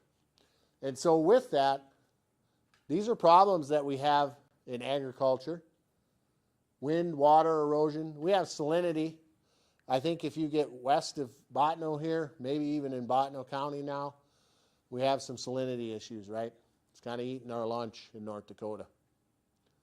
We're not using all the water. You know? Water quantity, quality, lack of, I don't want to dwell on this. I don't need to read this to you. The big thing is carbon deficient soils. Carbon drives the system. Whether you're on the scale of 10,000 acres or 10 square feet, carbon drives the system. And when you think carbon, think food, right? We already established that agriculture is an extraction business, right? We're extracting carbon. That's what we've done all these years. Our soils were built with ruminants, right? We established that. And now we're extracting them out. How long can you extract something before it's gone? Is the question you have to ask yourself.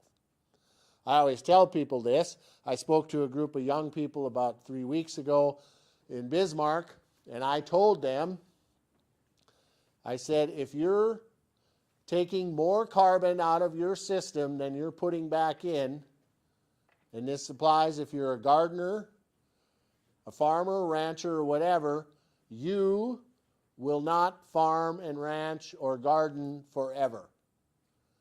It is impossible, right? They don't like to hear that, right? We're used to buying things, to input things, prop it up. But that's just the plain truth of the matter. Next slide, please.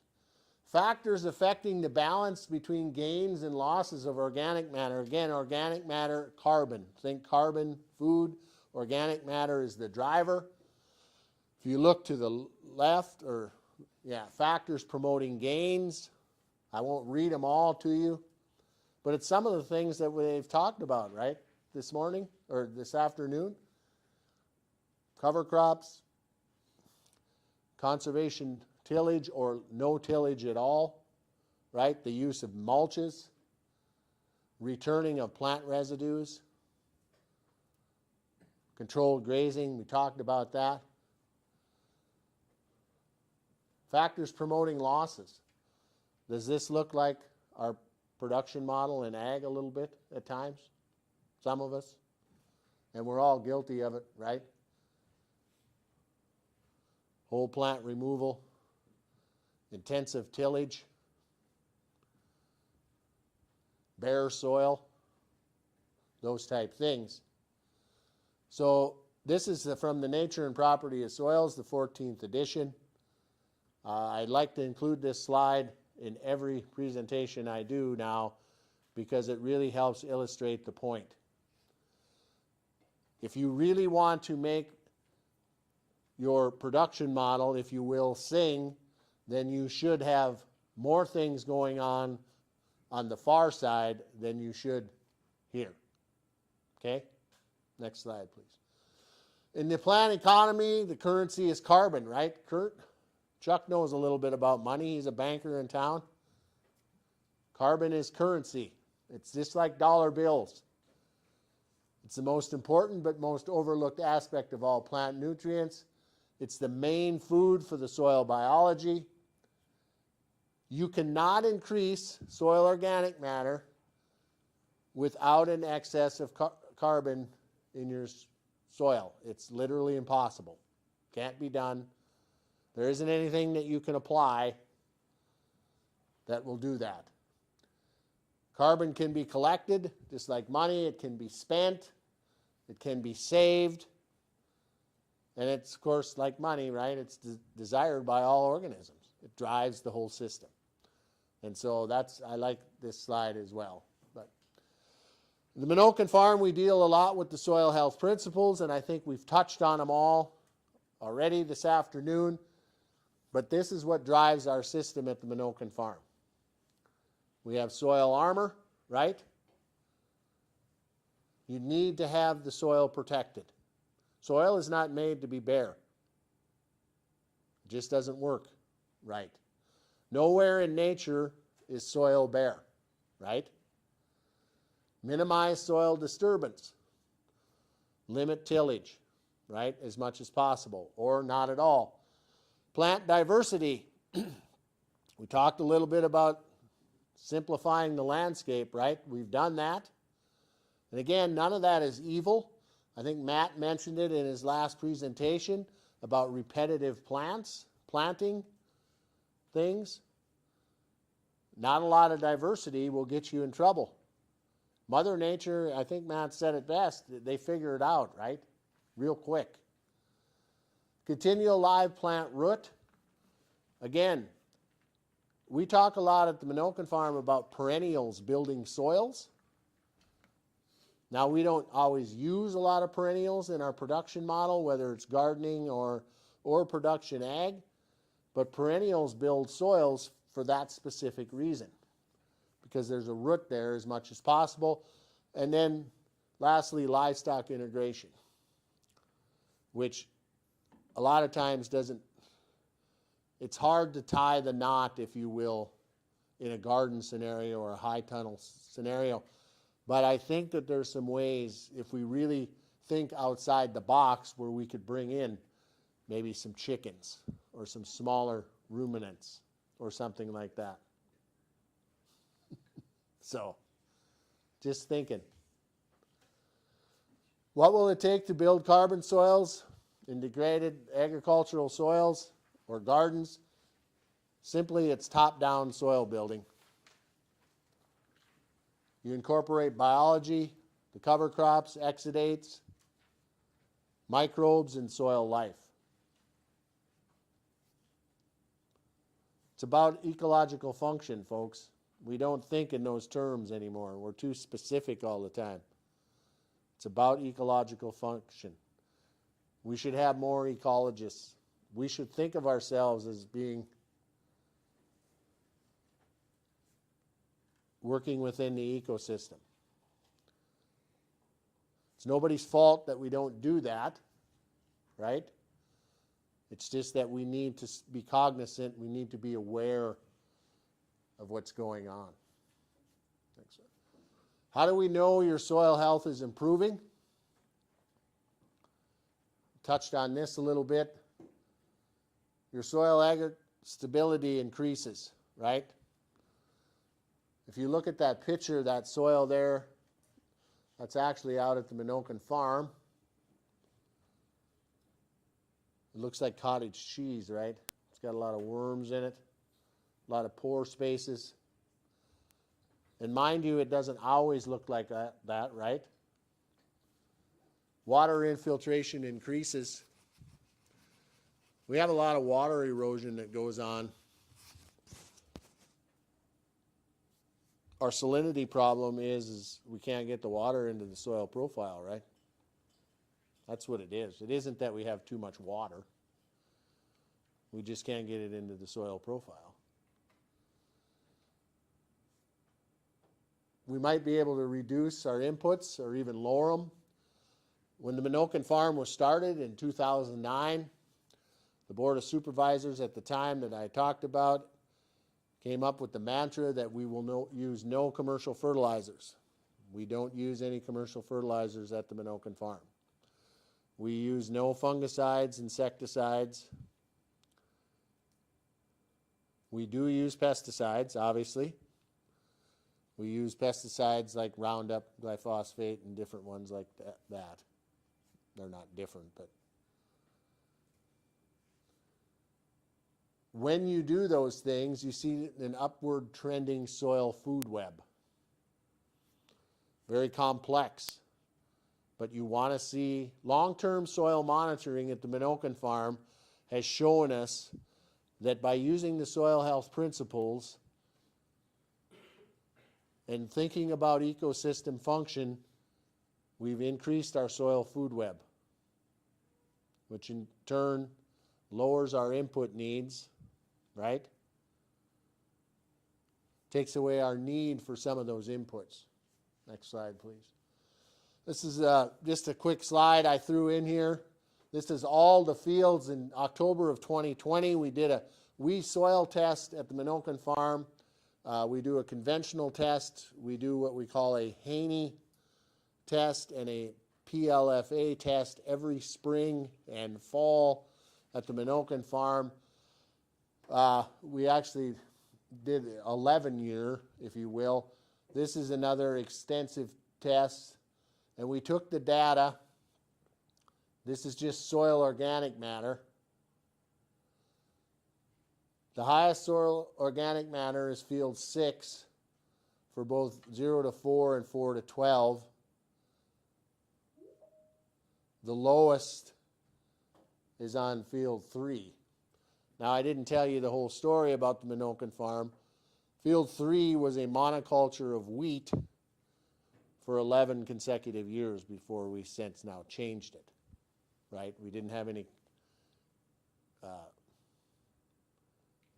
diversity.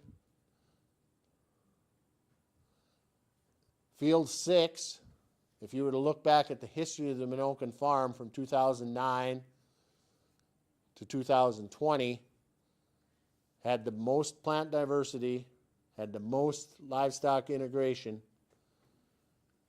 and had the most use of cover crops on it over that period of time.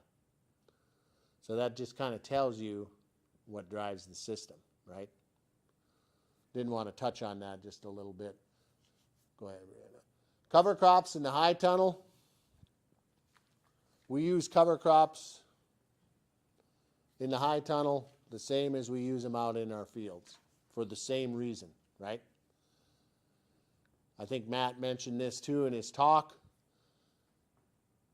Growing things in a high tunnel is like farming in the tropics.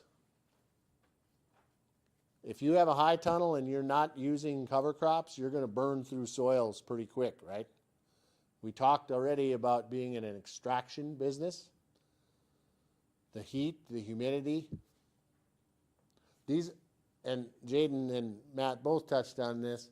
We use raised beds in our high tunnel at the Minokan farm because, one, I don't like to bend over. And two, Jay doesn't like to bend over either. He's had back surgery. But the high tunnel, but the cover crop thing is important. It's just as important in a high tunnel or in gardening as it is in production ag. These happen to be, I think, this is the mix that Jaden had talked about. That is cereal rye. Next slide. You have a question online? Yes. It says, who do you do the Haney test through? Ward Labs. Ward Labs out of Kearney, Nebraska. And there's other labs that will do the Haney test as well.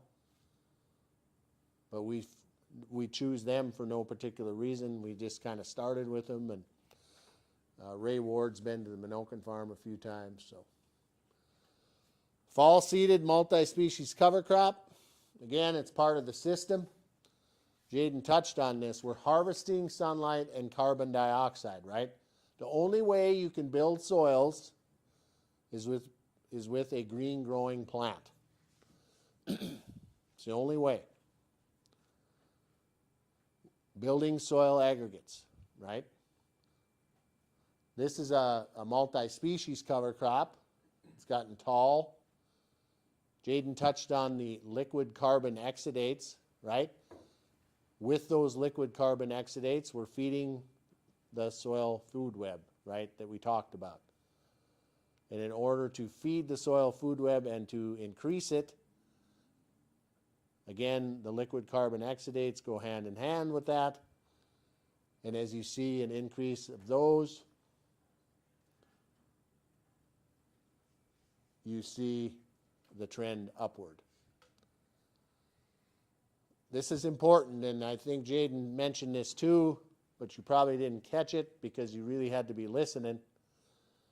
For crops, below ground C allocation was maximized during the first 4 to 8 weeks of growth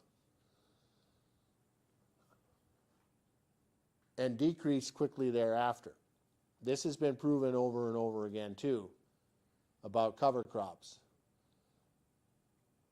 During the first 4 to 8 weeks, that's when they're going to be releasing their carbon liquid exudates.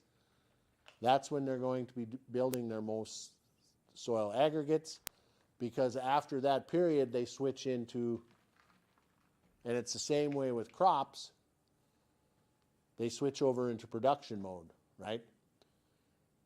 Whether you're a gardener or you're raising a field of wheat or corn, obviously you need something, you need some production, right? To sell or harvest or eat. But with cover crops, it's the first 4 to 8 weeks that happens. Just another picture of our high tunnel garden. It kind of gives you a thought process of what it looks like, the diversity and what's going on at the high tunnel at the Minokan farm. We've sent Jay Fuhr, you can see in the background. Ginny Milhoff is another part of our team. She's a retired NRCS employee, a really solid individual. They are now growing companion crops in the high tunnel. If you read the book, Carrots Love Tomatoes, I mean, some of you are shaking your head, you'll find that some crops do better with other crops. And we're moving that concept into the Minokan farm high tunnel. Again, it's about diversity, compatibility. Matt touched on the pest things. Sometimes when you've got one of this thing and one of this thing, the pests don't like it. And so there's always a synergy, right? Ecosystem function. And so that's kind of an exciting thing. And so we're anxious to keep doing that. We had a meeting about 3 weeks ago where we discussed our cropping plan. I believe Jaden didn't talk about this, but he's actually going to have a salsa bed, if you will, right? Go ahead and you had other names too, but Yeah, I'm old and can't remember stuff. kind of bean beds, so we're looking at doing a salsa bed, so that's just essentially the name for the intercropping, where we'll do tomatoes, peppers, onions, things like that. Another one we thought of was like a pizza bed where we could do cauliflower. That doesn't really get along with certain things, so for that we'll probably end up square foot gardening that, just to give it enough space so it's still productive, but it's still in the same vicinity. The whole theory is to have everything mature, so if you're gonna make salsa, you can go in and harvest everything at once and have it all in one nice spot. It's another way to think in diversity, right? Next slide. Then talk about high tunnel diversity. We got bush beans, onions, sweet potatoes, tomato, cucumber, and milkweed. We have milkweed in our high tunnel, of course, for the monarch butterfly, really important. We actually have some trees growing in our high tunnel as well that we're in the process, or we have been pruning them laterally. We're not having much luck with blossoming fruit production, namely because we've got a shade on our high tunnel, and we think the amount of light and the quality of light isn't enough to get the fruiting process going on the trees. But anyway, just another slide of what can be growing in a high tunnel. Go ahead, Bree. Flowers, touch a little on this. Flowers have become an important aspect of the high tunnel. The pollinator world needs our help. I don't think that that's any secret. Brings in different pests, if you will, predator-prey relationships, things like that. And so we have the balsam, zinnias, marigolds. They do really well in the high tunnel. And these aren't any of our showiest pictures by any means, but it brings a whole other dynamic to the high tunnel, of which aids in the whole ecosystem. Going to talk a little bit about worm juice, vermiculture, compost extract. Worm juice is the hippie term, if you will. This just happens to be a test that we did. The vermiculture extract is not a fertilizer. We use it for disease prevention, pest prevention. We use it to stimulate early growth. All of the seeds in the Minokan Farm High Tunnel are soaked in the vermiculture extract. All of the plants in there were given 3 foliar applications. We don't know if this is a lot. No idea. This is very new. This is our old setup where we have compost. This is full of red wigglers and Eastern European, yes. I experimented with a worm farm. Yeah. With that. Do we need to worry about keeping them alive over the winter? You know, It's a very good question. No. We don't know. We think that there's egg spores that occur. We actually bring ours, Jaden and Seth, our Minokan Farm manager, brought in ours and put them in a Johnson Sioux bioreactor, if you will, which is, it's a more upright version of that. And so we have them in at about 40 degrees. But I don't think I put a slide on because I didn't want to, I'm going to be way over time anyway. But we have a new extract, worm juice extractor, if you will. It's a 100-foot long concrete pad that's sloped 2% in the middle and then 2% from one end to the other. And then it's got the compost on it. We've got worms throughout, and then we have a watering system in there as well. These are our older versions. We still use these as well. These are just water tanks. These are fabric rolls that were cut up for aeration, and pretty simple stuff. yeah, I just used Tupperware, Yeah. you know, 2 by gallon, Right. and put a pipe at the bottom of the Yeah. so, but I overwatered once. Well, and that'll happen. I mean, it's always a learning process. Sometimes they'll go anaerobic, and you'll know it right away. Your worm juice, if you will, should have little or no odor at all. So, next slide. Another slide. The analysis is done at the Research DNA Lab in Shallow Water, Texas, in case you're wondering. And again, 3 foliar applications in the high tunnel are done throughout the summer with. Next. These are the types of things that you can get out of a high tunnel. High tunnels, I believe, have a place in the world.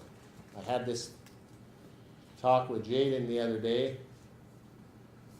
Our newest addition to the Burleigh County. We can empower people to feed themselves, right? Imagine, if you will, in a city like Bismarck or even Botno, or pick any city. But I use Bismarck because I'm familiar with that. In the subdivisions with those people that have 1 to 2.5 acres, if they had a high tunnel, how many people could they feed? Quite a bit, right? Empowering people to feed themselves. I've been part of a lot of farm organizations over the years and proud to do it. We always talked about feeding the world, right? It's really bunk. It just is.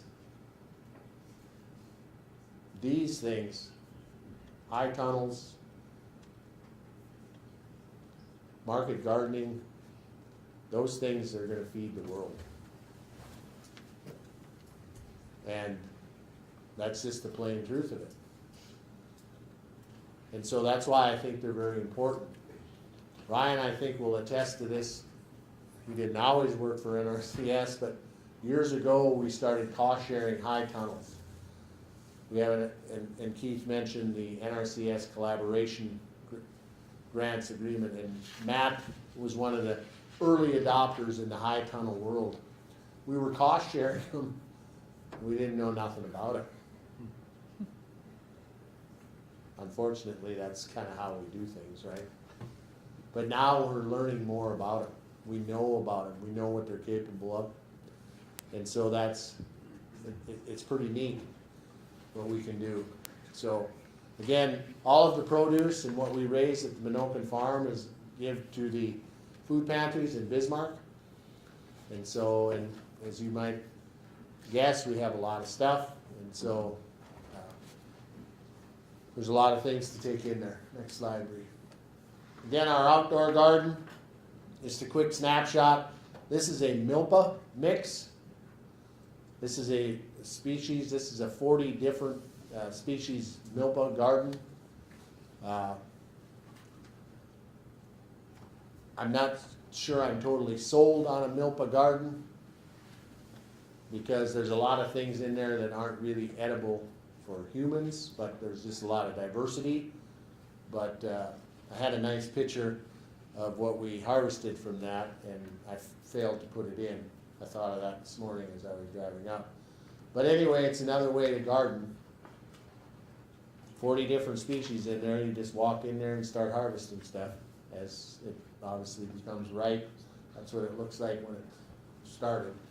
So we have an outdoor garden at the Minokan farm too that's pretty substantial. The no-till potatoes, we talked about this already. Just asked the question, is this way of growing potatoes utilize some of the soil health principles? You bet it does. You got armor, minimizing soil disturbance. That's one of our former technicians actually rolling out the hay. This is what it looks like at the end of the year. That area will also be your most fertile part of your outdoor garden next year because it's got the most carbon, right? And so something to consider. Again, just laid on top of the ground, they're cut, dried, laid on top of the ground, 4 to 6 inches of second cutting alfalfa over the top. Works great. Just telling Chuck, peas can also be thrown in there. They also will elongate through the alfalfa. We have shelter belts, windbreaks, and an arboretum out at the Minokan farm. Again, it goes back to our information and education. I am a tree buff. Early in my conservation career, but for a long time of it, I mean, that's what I dealt with, was trees. And so, again, another learning opportunity. Our tree and our arboretum and stuff are, again, it's all about diversity. And moving through, it's become a very popular place to hang out at the Minokan farm. Next. Pollinator and rain garden, and I don't know if you can turn this on, Bree, or you can try. I don't know if it will or not, but that's a monarch dancing around in our pollinator and rain garden. We're building on this all the time. Labor's got its constraints. I can't stay out as late as I used to when I was younger. Work is hard, the correlation is the same. So, but we're building on this all the time. And again, another opportunity to add diversity and that. Next slide, please. Self-education. You always throw this slide in here, right? Lots of great books on there.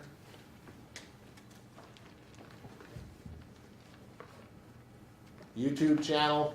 Minokan Farm YouTube channel, and we have podcasts, some. We have a video library that's become quite extensive. We get a lot of hits. I think that's the term nowadays, right? I don't know. Again, I'm technologically challenged, but people like to take a look at what we're doing. www.minokanfarm.com is the way you can get a hold of us. Again, I appreciate the opportunity to be here. I just really enjoy coming up here and that. This happens to be at one of our events, gardening event we had this spring. This individual here is Mark Schatzker. If you know anything about Mark, he's the author of The Dorito Effect and Steak. And this is Dan Kittredge. Dan is part of the Bionutrient Food Association, and he is the early adapter, if you will, of a tool that you will be able to have handheld, and you will be able to run it over your food wherever you are and immediately know what the nutrients are. And that's got a lot to do with what Jaden touched on today. It's some far out stuff, but it's happening, folks. And he is excellent. This here is Joel Salatin. Joel is the premier, the most famous farmer, if you will, in the United States or North America. Again, makes his living. He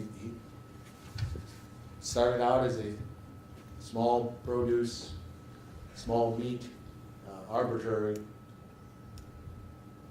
So, again, there's my contact information. That is my cell phone. I carry it with me all the time. Feel free to call me at any time. I am available. That's my email, again, and the MinokanFarm.com website. So it's really great visiting with you today. I'm sorry I maybe ran over time. I'm not sure where I'm at. But, any questions or comments from anyone? Yeah. Is garlic well up here? We struggle with garlic at the Minokan Farm.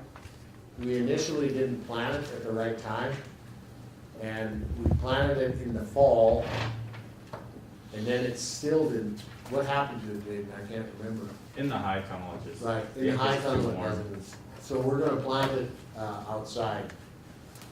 So, What I read is there's one that you're supposed to be able to plant in spring. And then there's others Mm-hmm. that you start in the fall. Yeah, that's what the ones that we've dallied with in the high town. There's a couple that have been kind of following the YouTube that are in the last stuff. And they were showing how they were planting in the fall, but of course their seasons. Yeah. My experience on the garlic is if you plant it in the fall, you really need to cover it up. Yeah, mulch it really good so that it protects a little bit. One year I did put garlic in the high tunnel, but I put it in as soon as the soil temperature got above freezing, and the ground was thawed out in the high tunnel. And I did, and so normally you're supposedly supposed to plant it in the fall, but I had it work really well for me in the high tunnel when I planted it early in the spring, and it did come up, it did really well. So when did you harvest? It was like mid-August, mid to late August, yeah. Yeah. There's a farm in Minnesota, I think it's down the southern part, that's their big thing is they grow garlic. Is it outside mostly? Yeah.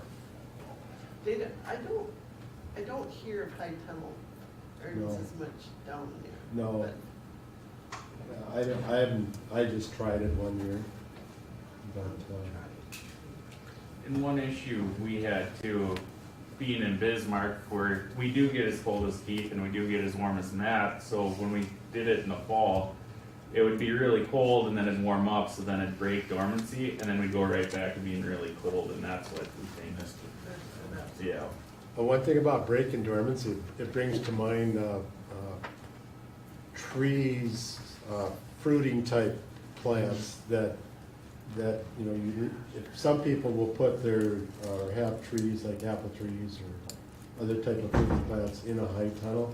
And that breaking dormancy is the thing that really kills things, because it'll break dormancy in March, and then all of a sudden you get a cold spell for quite a while, and it really affects the production on the plant too. Any other questions? Matt, go ahead.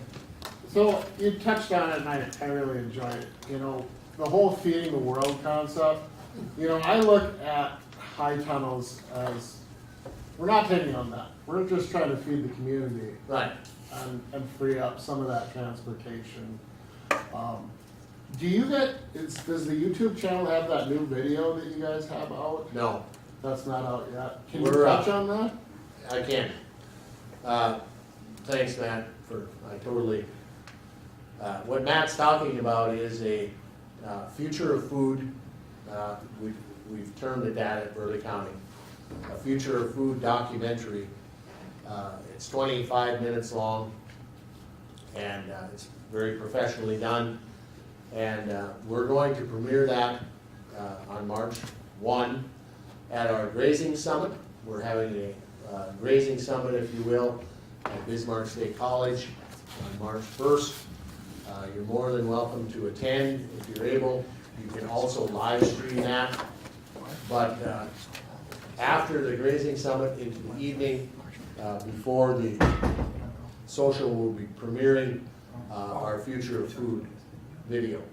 And what we've done is we think we brought in some of the biggest and brightest, and of course some of these gentlemen that I referred to are in that video. But it talks about the progression of food and what's happened with our food system and how we can fix it. I touched on that a little bit. And so we're very excited about it. It was originally the Board of Supervisors, who Jaden and I and our other employees work for. It was their idea. And it's geared towards somebody that knows little to nothing about production agriculture and or food. And so we're a little bit out of our comfort zone, to say the least, but we think that it's quite, we're looking forward to having an impact. And so we're very pleased that we're able to do things like that. But it's got some really, really good stuff in there in a short amount of time. And it talks about how and in production ag, that the things that occurred as far as soil degradation or what I had talked about, the resource concerns, if you will, how that comes up and sneaks up on us, and I think it did the same thing in our food systems. It was very subtle. We didn't even know it happened, right? And again, we joke about this at the Minokan farm a lot, but it's kind of coming to fruition, if you will.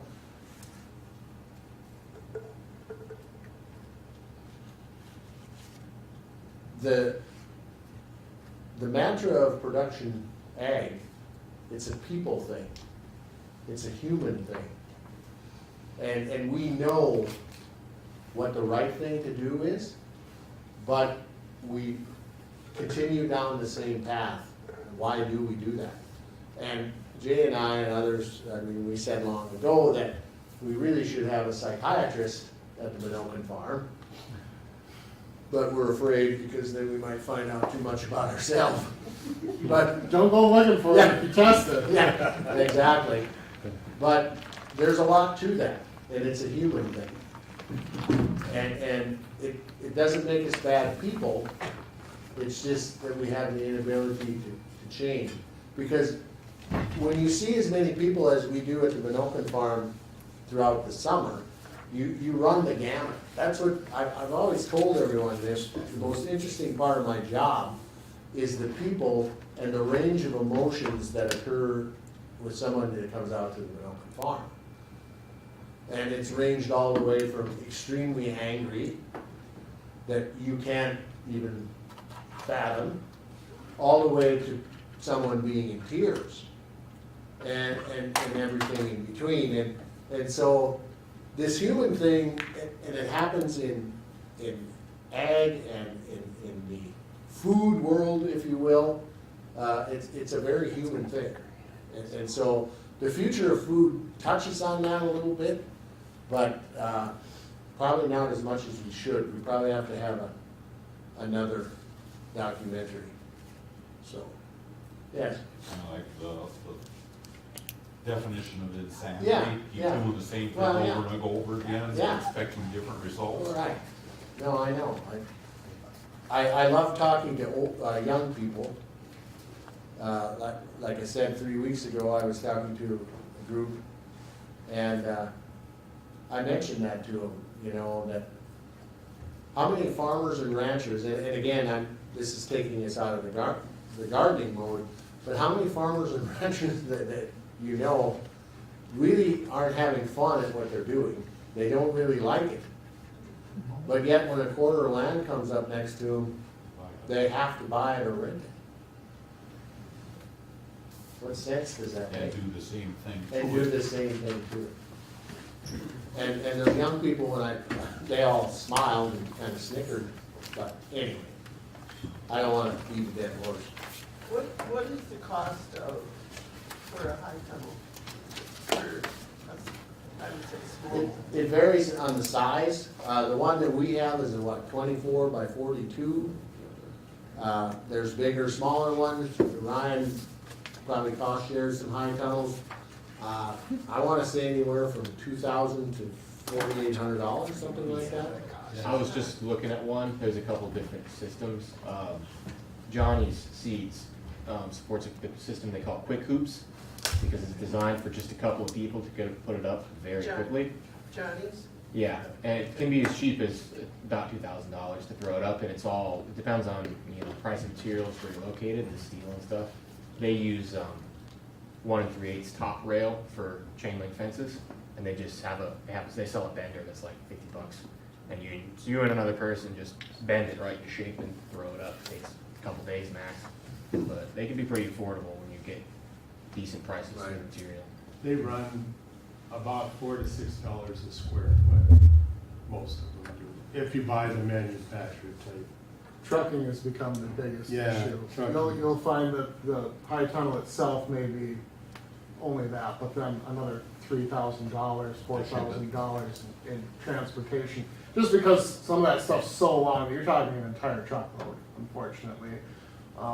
We were able to have a few people pool together, you know, And that way you can really defray some of that cost and divvy it up, but we had some people drop out of getting them just because the cost, by the time they assessed what was going to be given in cost share versus what would be out of pocket, it was a little more than they could stomach, unfortunately.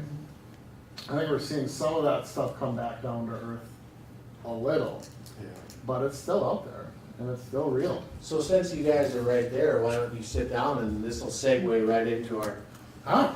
Oh, Can you do that, Jacob? What's that, right here? or where would you like to be? Or you can go up there. I'd love to. Yeah, you can come up here. I guess these chairs roll. Up here. Oh, well, thank you. You wanna sit down or you wanna stand? So what we're going to do now is I've been asked to moderate, if you will, a panel discussion in regards to high tunnels. And so these three individuals have been gracious enough to lend us their expertise.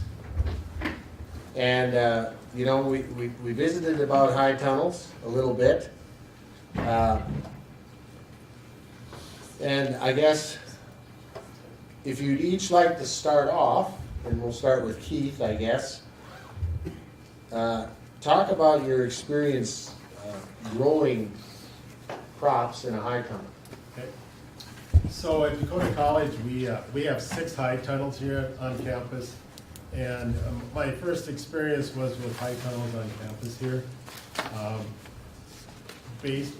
Basically, and I know we talked about it before, it's an ideal environment for growing plants, so they do really well. Some do better than other plants, and we'll talk about that a little bit later on. The first year, actually it was the second year that I grew in high tunnels. We had 6 high tunnels on campus here. We were not able to use them all. So one of the high tunnels, which was the largest high tunnel, we ended up just closing it up for the first year. And I visited with the dean at that time. I wanted to rent it, grow vegetables on my own, and so we came up with how we could go about doing that. I went into that high tunnel after that first year and into the second year, and there was no weeds because it had gone through the whole year without anything happening. The sides were down on it. Temperatures probably got up to well over 100 a lot of times during the summertime. And so I thought, well, I went in there in the spring, I thought, gosh, it looks great. I tilled it up and I put plastic down because I love plastic for some reason, I don't know why. And then I came in and I started transplanting plants in there, and I watered it, I fertigated it. That's where you apply fertilizer in the water. And so I tested it, I knew exactly what I needed. Nothing happened. The plants didn't die, but they didn't grow either. And that went on for almost a month before I started to see a change. And, you know, all the things that I did not think of is that previous year when that was really hot in it. But the one thing that we lost was the life. It sterilized the soil. And when you don't have life in the soil, then you have no way of transferring the nutrients from the soil other than water to the plants on a regular basis. You need to have that life. And so, like I say, it was like a month I didn't have anything going on. It gradually came back. By the end of the summer, things looked good. And I ended up having strawberries on Thanksgiving weekend, and there just happened to be a nice weekend. And I did cover them, you know, for the last month or month and a half, but it did come back. And that's one experience that I wanted to mention to you that I've had. But I've had generally good experiences. I did put up a high tunnel the next year, then in 2014 on my farm. I used the EQIP program as far as funding goes. It worked out really well. I had that high tunnel for 3 years and I lost it in a windstorm, and which was sad at the time, rather frustrating. It took me a year to go over it, and then I came back and I put in another high tunnel. So now I have a high tunnel that is a 16 by 48, and I really enjoy high tunnels. Thanks, Keith. Matt? Well, I guess probably the one experience I would share is actually probably one that actually Jaden jokingly referred to already today, but it was kind of my aha moment. You know, I'd just gotten done. We were wrapping up, I think it was the first fall event that you guys had up here. It was cold, it was later in the year. I'd just gotten done. I ripped all the plant stuff down and I carried it all over to the trees and I spread it into the trees and clearing up that high tunnel so it was nice and good and just black dirt and nothing protecting everything. I came up here and I believe it was April, had a nice talk on composting and everything. And it was just kind of, and I think I'd just gone out to Minocquen and heard about, you know, ground cover and everything too. And I just kind of, and then I looked at our high tunnel and I noticed that in about the 10 years that we've been up and running in just our high tunnel, we've probably lost about a half a foot of soil in there already. You know, you talked about it being like a tropical zone. So it was kind of that aha moment of, boy, yeah, if you aren't doing things correct in here, you can certainly pay a tone for it. And unfortunately, it takes a lot longer to put money back in the bank than it does to take it out, as we all know from our younger years. So that was kind of my experience, that aha moment, and it was kind of what I always think about when I think about my experiences in the high tunnel. Speeding up biological time. You can do that in a high tunnel, and that's what Matt talked about. Again, exporting carbon, growing things, not putting it back. And of course, physically, he's seen, imagine how that is. I overdrew my checking account by a lot. Right. And of course, you stop and think about that. The compaction and things that occur, and you want to talk about water infiltration and those type of things, when those things, you physically, or Matt physically seen the bottom, or see it shrink. Go ahead. I heard a couple of years ago, there's an area in California where they started crops on peat fields, tons of peat, and they drove in a highline post to see how deep the peat was. It was 20-some feet deep, but they left the post there. That post now is almost 20 feet exposed. Yeah, that's up. They've used all that material and carbon out of that soil. And I think as a vegetable gardener, I never thought of that. Right. Because when we garden, we just bury everything back in. We try to bury it. And I've told people that they say they take it off and put it in the compost pile, and I'm like, we just dig a hole and just put everything back in it. And to us, we're putting it back what it should be. And you are doing it right. You're putting it back. Again, when you talk about the soil health principles, we tend to talk about leaving things in place. I think Matt, Jaden, everyone touched on it, that it just lays over. You know, we mentioned the grazing system concept. When you graze that way, you take a certain amount, but you leave more, and then you leave a lot laying on the ground as well. And that's the key. So, anyway. Jaden, you want to? Yeah, I guess Stay with us a little bit. compared to everybody else, I probably have the least amount of experience with high tunnels, but it's really a learning curve, and I know we've touched on it several times throughout today, that it is really farming in the tropics, and with that can come its benefits and the negatives too.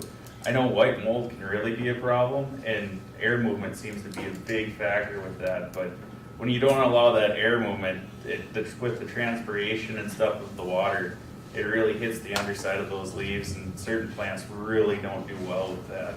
But on the flip side, there's certain plants, and I think we'll get into this a little bit more later, that just really explode in the high tunnel, and they really like that environment with the humidity and things like that too.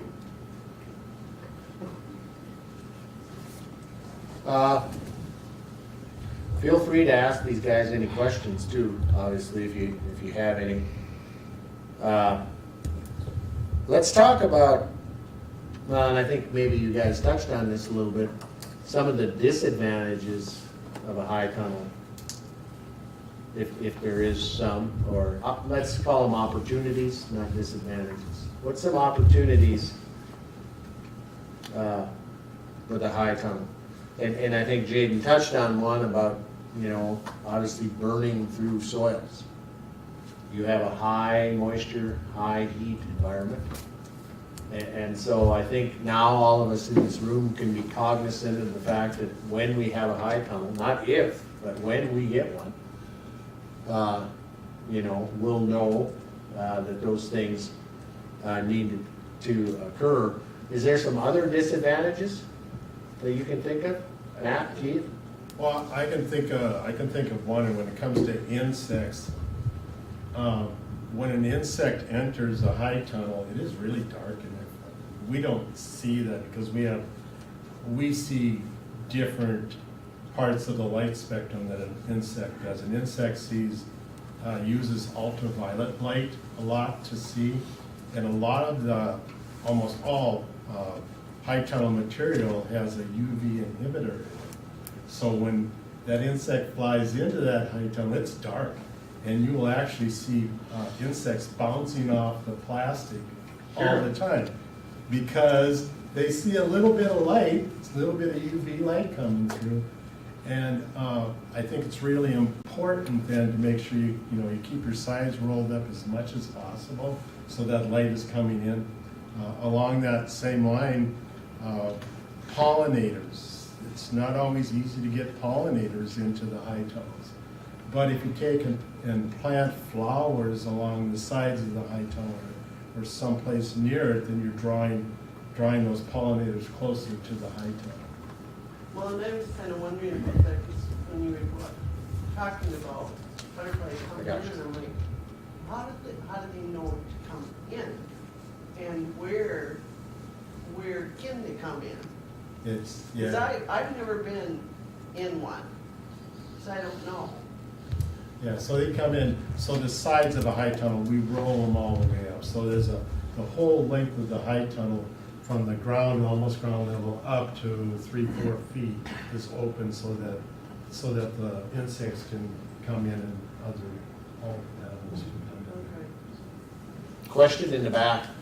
Keith, about natural rainwater, versus having to irrigate. Is there ways to open the top? Does that sound dumb to say? Could you unzip the top and let the natural, if you know a rain's coming? Right. That is a whole story in itself because example is that if we're using a water source, it potentially could have some salts in it. And those salts will build up in the soils. And in a good situation is if you end up having to replace plastic, it's better to let it happen over the winter to keep that open so that you have snow in there and then it leaches some of the salts out. As far as rainwater goes, there are some systems where they can roll the sides up all the way to the peak, and so that it will allow rain, rain in. We have one high tunnel here that we've got what we call a rain catchment system, where we have rain gutters along the side of the high tunnels near where the roll-up part ends. And so that water then flows into tanks on the end, and then we put that back in and we irrigate the inside of the high tunnel. And that natural water is really good water to use. Yeah. We do the same at Minokan, only our rain catchment system's off a nearby building, and then we have it plumbed underneath the ground. But we also have regular water too, because unfortunately, it's North Dakota and we're always 2 weeks away from a drought, so there is a chance that we will run out of that natural rainwater too. The evolution of the watering system out at the Minokan farm was a pretty steep learning curve, because we originally had sprinkler systems in our high tunnel, and that was we spent a lot of time and resources doing that, and it just, we now have drip irrigation, and what Jaden said is we have 2 rain barrels. We capture a lot of rain when it rains, but we use drip irrigation now, and that seems to work well for us in that regard. Just to wrap up on that, that is why we actually use spinach as a cover crop. It is a fairly hardy, and it handles salts very well. It takes up a lot of that salt. So that's one of the reasons why we use spinach as one of our cover crops, because our side doesn't open up and we don't have the ability to put in a catchment to use. So that's how we try to grow the salts out, to get them out that way. You know, just a little side note, you know, like everybody's wife, my wife says that rainwater is better for her flowers and her tomato plants than, you know. That's true. No science behind it, but that's what she claims. No, I think she's absolutely correct. Well, and at Minokan, we went through 3 cycles, I believe, and Daryl can touch on it too, but our well water was actually worse than what rural water was. High sodium. Yep, with our total dissolved solids and yes, high sodium, so. Water is really something you wanna take a look at when you're for irrigation, because all the water in a high tunnel needs to come from an outside source, so water is, one of those things that you really need to take a look at. And I think that's one of the disadvantages. Yeah, it is. You know, it has to come from the outside. The other thing, and I think Keith touched on this as well, when you're talking, and Matt, when you're talking about predators, and you have everything growing in this 16 by 42 or 24 by 32, it's kind of easy pickings too at times. And so you have to be cognizant of that. And one of the ways that we've tried to do that at the Minokan farm, obviously, is with the diversity. But again, it's human nature to simplify things. But the diversity has helped with that. And then, of course, the use of the vermiculture compost extract and some unorthodox and unconditional, or unorthodox remedies to get rid of pests.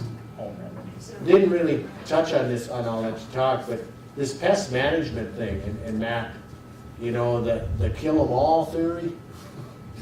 That, and again, that's human nature.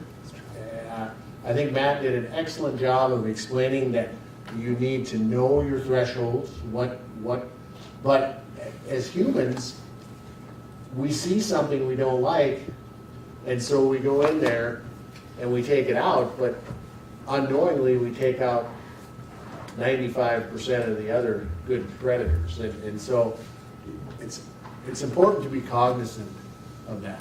So, anyway, go ahead. Well, I was just thinking like rabbits getting in there, or, I mean, if we have some rabbits where we're at. And, I mean, because right now, we have an open garden and it's fenced.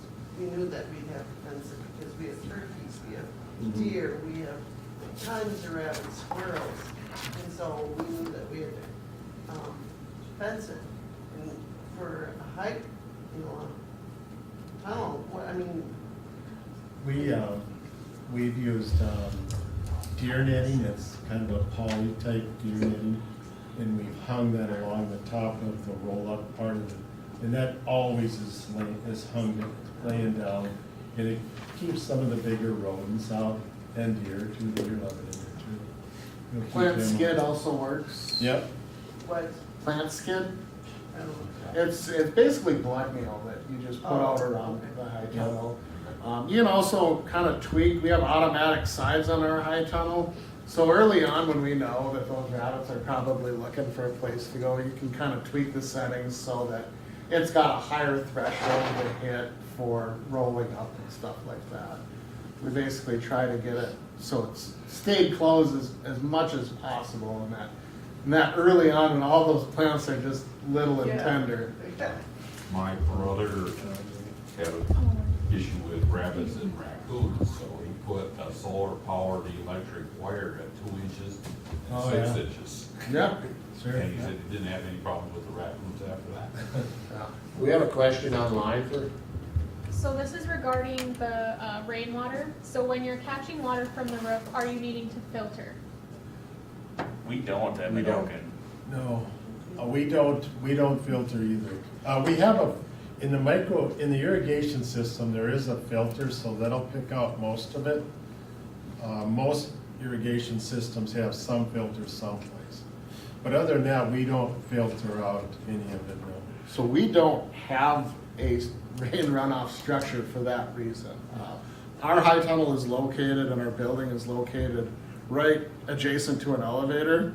So we get a lot of corn bees wings coming through, so we kind of came to the conclusion that there's just no way that we could have physically implemented it and had it operate without plugging up all of our watering systems. You guys want to touch on some advantages of the high tunnel? One that comes to mind for me, just to get the ball rolling again, and I think we talked about that, it allows for a lot of different crops to be grown. You want to talk about that as far as length of season as an advantage, getting started earlier, or else tacking some time on the back end because of the high tunnel? Well, I can touch on it because I gained the most. I gained the most out of it. Yeah. So we've actually grown some plants that traditionally wouldn't be grown without a high tunnel in Foreman, North Dakota. So we've grown peanuts, okra, a few more of those. You know, so we gained probably 1 to 2 growing zones just by adding a high tunnel in. So you just gain that much more flexibility, as well as just lengthening out some of those season-long producers.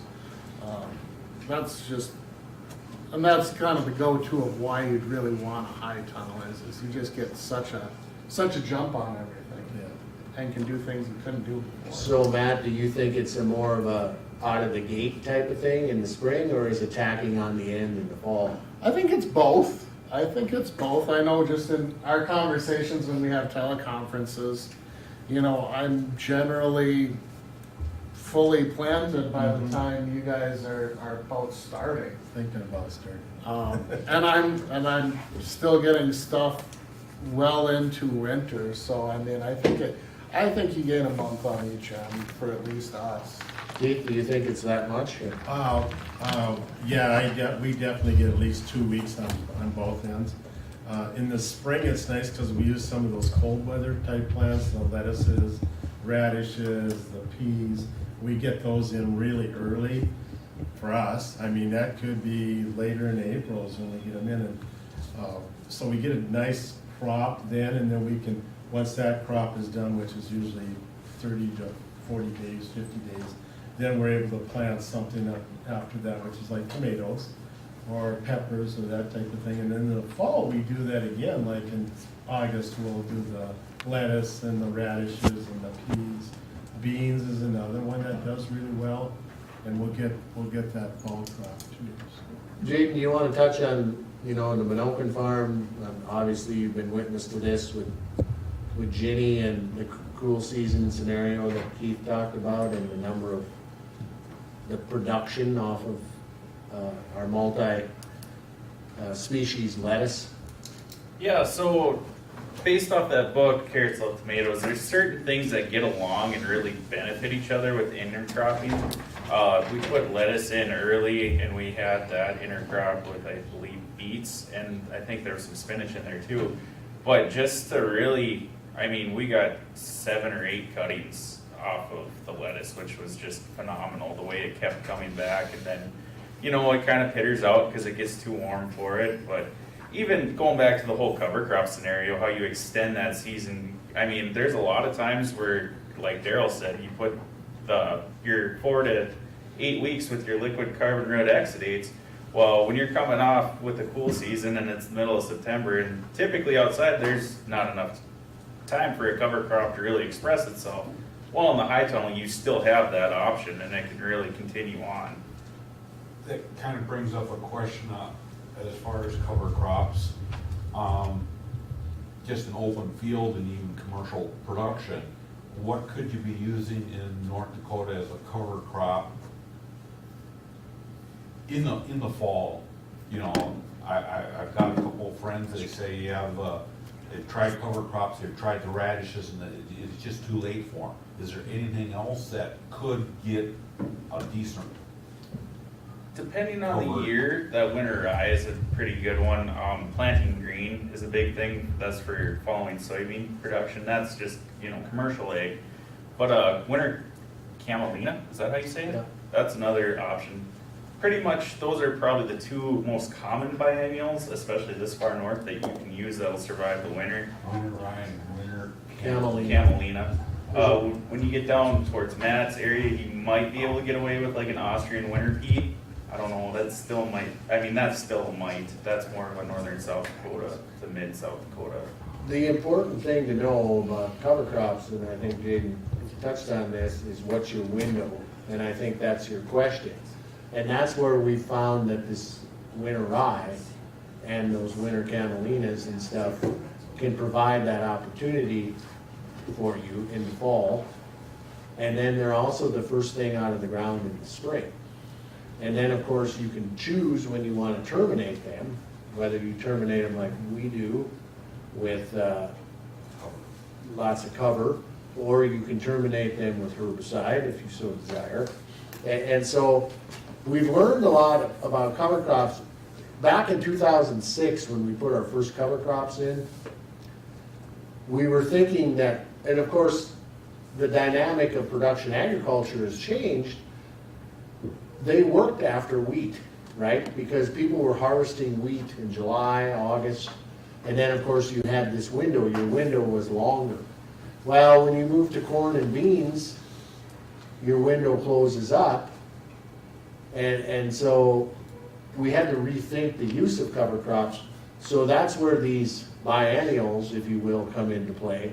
And then even the use of full season covers, where you take that area and you have a cover crop the full year and then prepare it for next year. So. And I do that, a lot, is where I have full season cover crops in between the rows. So I don't till, I don't work the soil in between the rows.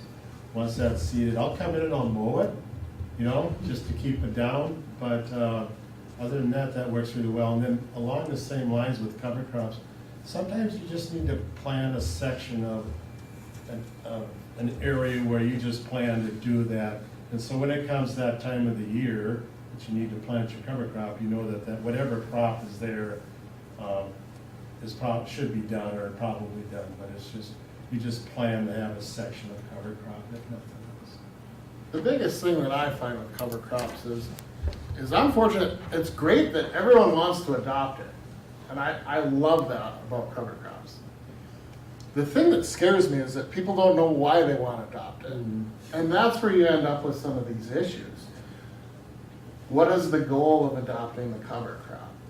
Is it for forage? Is it for soil health? Is it for, a lot of those have different goals. And I mean, you can end up, and that's where I think, unfortunately, you can end up with people who get a bad taste in their mouth. They do. Cover crops. That's happened a lot. Because they didn't really know what they were doing. And then they kind of get it into the ground and it hits October 1st and they go out and look at it and they go, oh man, I still got time. I can hit it with the Sulfur and I can reset my system. Well, it's like, especially in the case of the rye, that's just the dagger to my heart because that rye may only be this big and it may look sparse on October 1st. But when you go out on that field at April 15th the following year, you're going to see a nice lush stand. It's just, you don't get that instant gratification sometimes if you don't understand what the expectations are supposed to be. So that's where I always say, go, work with your local NRCS or Soil Conservation District office to come up with a plan. And so that way you know what the expectations are. Because that's the worst case scenario is when a person does it, not knowing what to expect, and then kind of gets that. I'm dealing with friends from southern, central Minnesota, and then new friends that we met up here in Minot area, and things just aren't.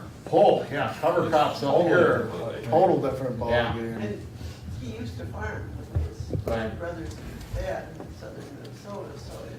Bringing all those. Just lots of Lots of tillage there. Yeah. Lots of work to do in southern Minnesota. Well, and another thing, this is more so on the egg side that I've noticed with cover crops. I actually used to be one of those agronomists that I worked for Hefty, and we'd always call them cowboy cover crops. We're trying to beat it out of them. Oh, you came a long way. But anyways, these cowboy cover crops, so to speak, we just throw whatever we had laying around, and that was our cover crop. Well, that doesn't always work too, because then you mess with your carbon-nitrogen ratio, and pretty soon we're going to tie up that carbon for next year, and that guy's going to follow it up with beans, but the carbon's tied up, so then his crop doesn't do good, and it might show up a couple of years.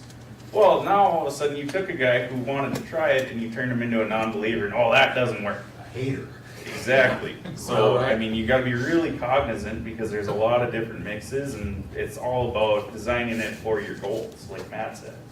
I got one on another one on high tunnels, and I know Bruce can relate to this one. Bruce has got a high tunnel. He's sitting in the back there, but as a marketer or even a person getting food from a high tunnel, you'll get tomatoes 2 to 3 weeks ahead of everybody else, and that is really a premium if you're a marketing person, if you're a farmer's market kind of person, because you can bring those to market and you can get a better price for them, and you're there.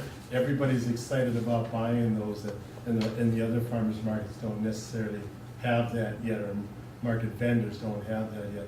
That earlier time that you can get those tomatoes growing, So peppers Keith, growing, that type of thing. if you would, why don't you touch on what crops you've had the most success with in the cover Yeah. crop, and then, excuse me, in the high tunnel, and then the least success? Okay.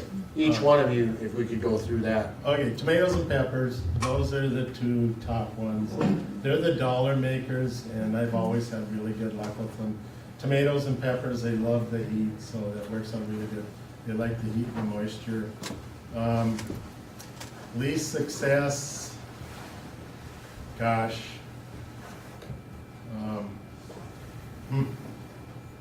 Most of them were good. I do have issues later in the summer with vine crops that are affected by powdery mildew, because powdery mildew really shines in a high tunnel come August. So you've got vine crops, you've got broccoli, you've got cauliflower, any of those that are affected by powdery mildew. That's a tough one.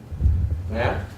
I would say those ones. I would add pole beans, anything you can trellis. You know, that's the beautiful thing, is that stuff loves to climb.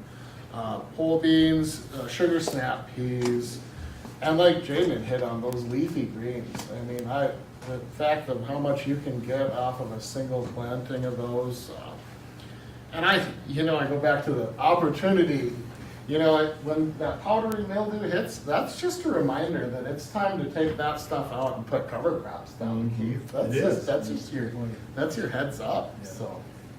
Jen, you wanna touch on it quickly? Yeah, like Matt said, the vine crops, it's really fun. Certain crops that are maybe hard to grow outside, especially because we can have an early frost, but like melons, those are really fun. Watermelon, cantaloupe, that type of thing.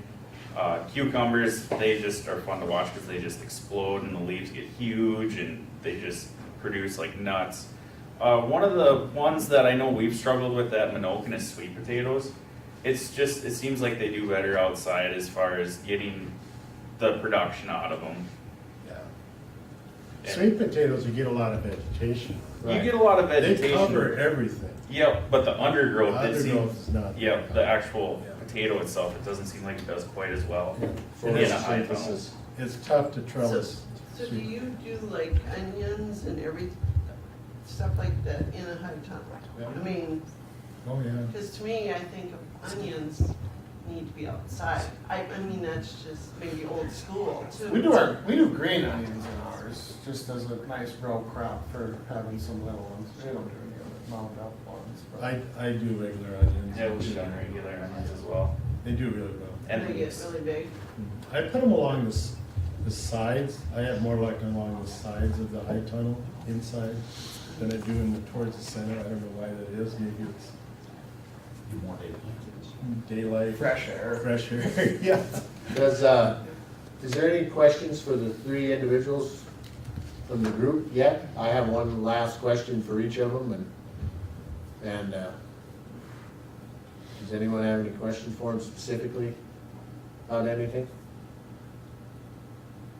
So, this question is a little bit about what we talked about when it talks about empowering people, but to feed themselves. But I'd like each of your guys' opinion on, you know, the future use of high tunnels.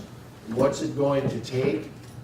This, like Rodney Dangerfield, if you guys ever seen Back to School, this is a question in 27 parts. No, you guys took that one out. Anyway, so what's the future of high tunnels? Where do you see it going? And what's it going to take to get more adoption? And any one of you can start.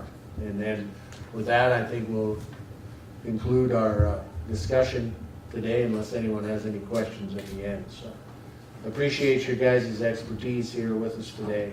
So, Well, Keith? I'll just say, with a high tunnel, you can get more food per square foot than you can without a high tunnel. And so when we think about an increase in population as time goes on, we're going to need to try to get more per square foot. And high tunnels is a great way to do that. High tunnels work well in our northern climates too. So it gives us the opportunity to expand our agriculture in those areas. How are we going to get more adoption? What's it gonna take as far as adoption? More information and education? I mean, that's always the common sense answer, right? Yeah. More dollars?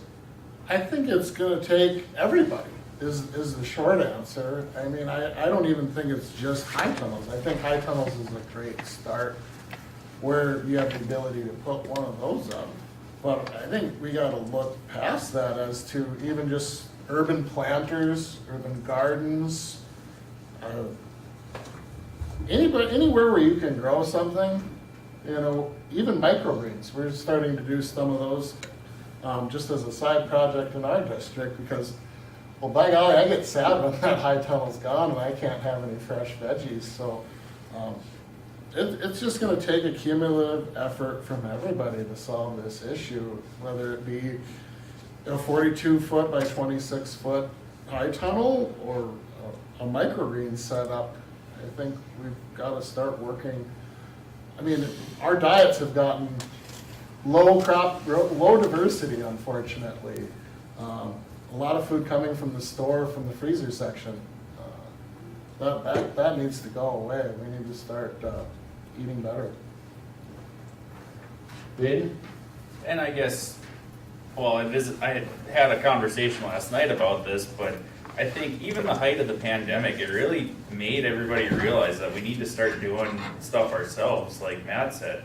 I mean, with trucking shortages and, you know, shortages of food and grocery stores running out of food, well, that should have been a huge wake-up call to a lot of us because it's like, well, without food, we're not getting any further, so we really need to start looking at being a little more self-sufficient and going back to the old ways and growing our own and canning ourselves and that type of thing.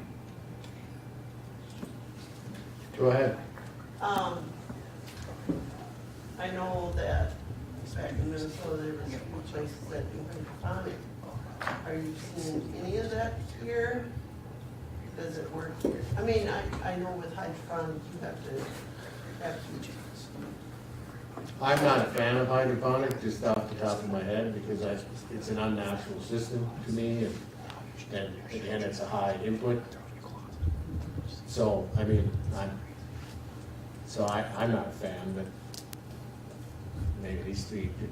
Does that deplete the nutrition in the food? I think, to me, it certainly would, because you have to add all your micro and macronutrients to this food. Yeah. Keith knows about this. I mean, again, I think it's got a place. I think you can feed people. Jade brought up a very good point, and I should have brought that. That article by David Montgomery, if you read it or find it on the internet, really speaks to any food system that we use, and obviously we're seeing it play out right now, we can feed ourselves. Keep ourselves alive. But it's the other things, the micronutrients and those other things that are involved in that food and growing them in a degraded soil that's gone away. And that has a lot to do with, you know, some of our health problems here in, well, I'll say the world. And so it's a really great article. I would really look it up and see. And I think the same goes with hydroponics. You know. Yeah, a product from hydroponics is, the nutrients and is diluted a little bit because you've got typically a lot more higher moisture or water content in that fruit or what you eat anyway. So I think that is affected by it a little bit. It's probably not, I don't think it's quite as tasty, you know, as something that's growing out of the ground. For me, I look at just the psychological impacts of working out in the garden and working in soil. When I go out there for a half an hour, I immediately feel better. I don't know why. I mean, I'm sure there's probably some science that says that there's something in soil that releases serotonin, but I know that if I'm having a bad day and if I go out there and I just, even for 20 minutes, disconnect from everything else and just work in there, I immediately feel better. And there's something to be said about mental health as well. Well, folks, I think that should probably wrap up the day. Again, I appreciate everyone's participation today. It's been an excellent group. Thanks to Dakota College for hosting us and for Matt and his crew down there, and of course Jaden.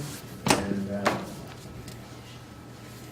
we'll hopefully go forth with some good information and maybe apply a little bit, or at least think about some things that we learned today. And with that, I think we'll call it a wrap. So. If you ever have any questions, just feel free to get in contact with any one of us. Yeah. I mean, that's Keith with Dakota College. I've heard rumors that I am retired. you're retiring. But, you know, Minokan Farm or Wild Rice Soil Conservation District, we're not going anywhere. I'm sure Keith will still be. Come down and see us, come down and see Matt. We enjoy that. Even you, Raj. Yeah. Now that you're an NRCS guy, you come.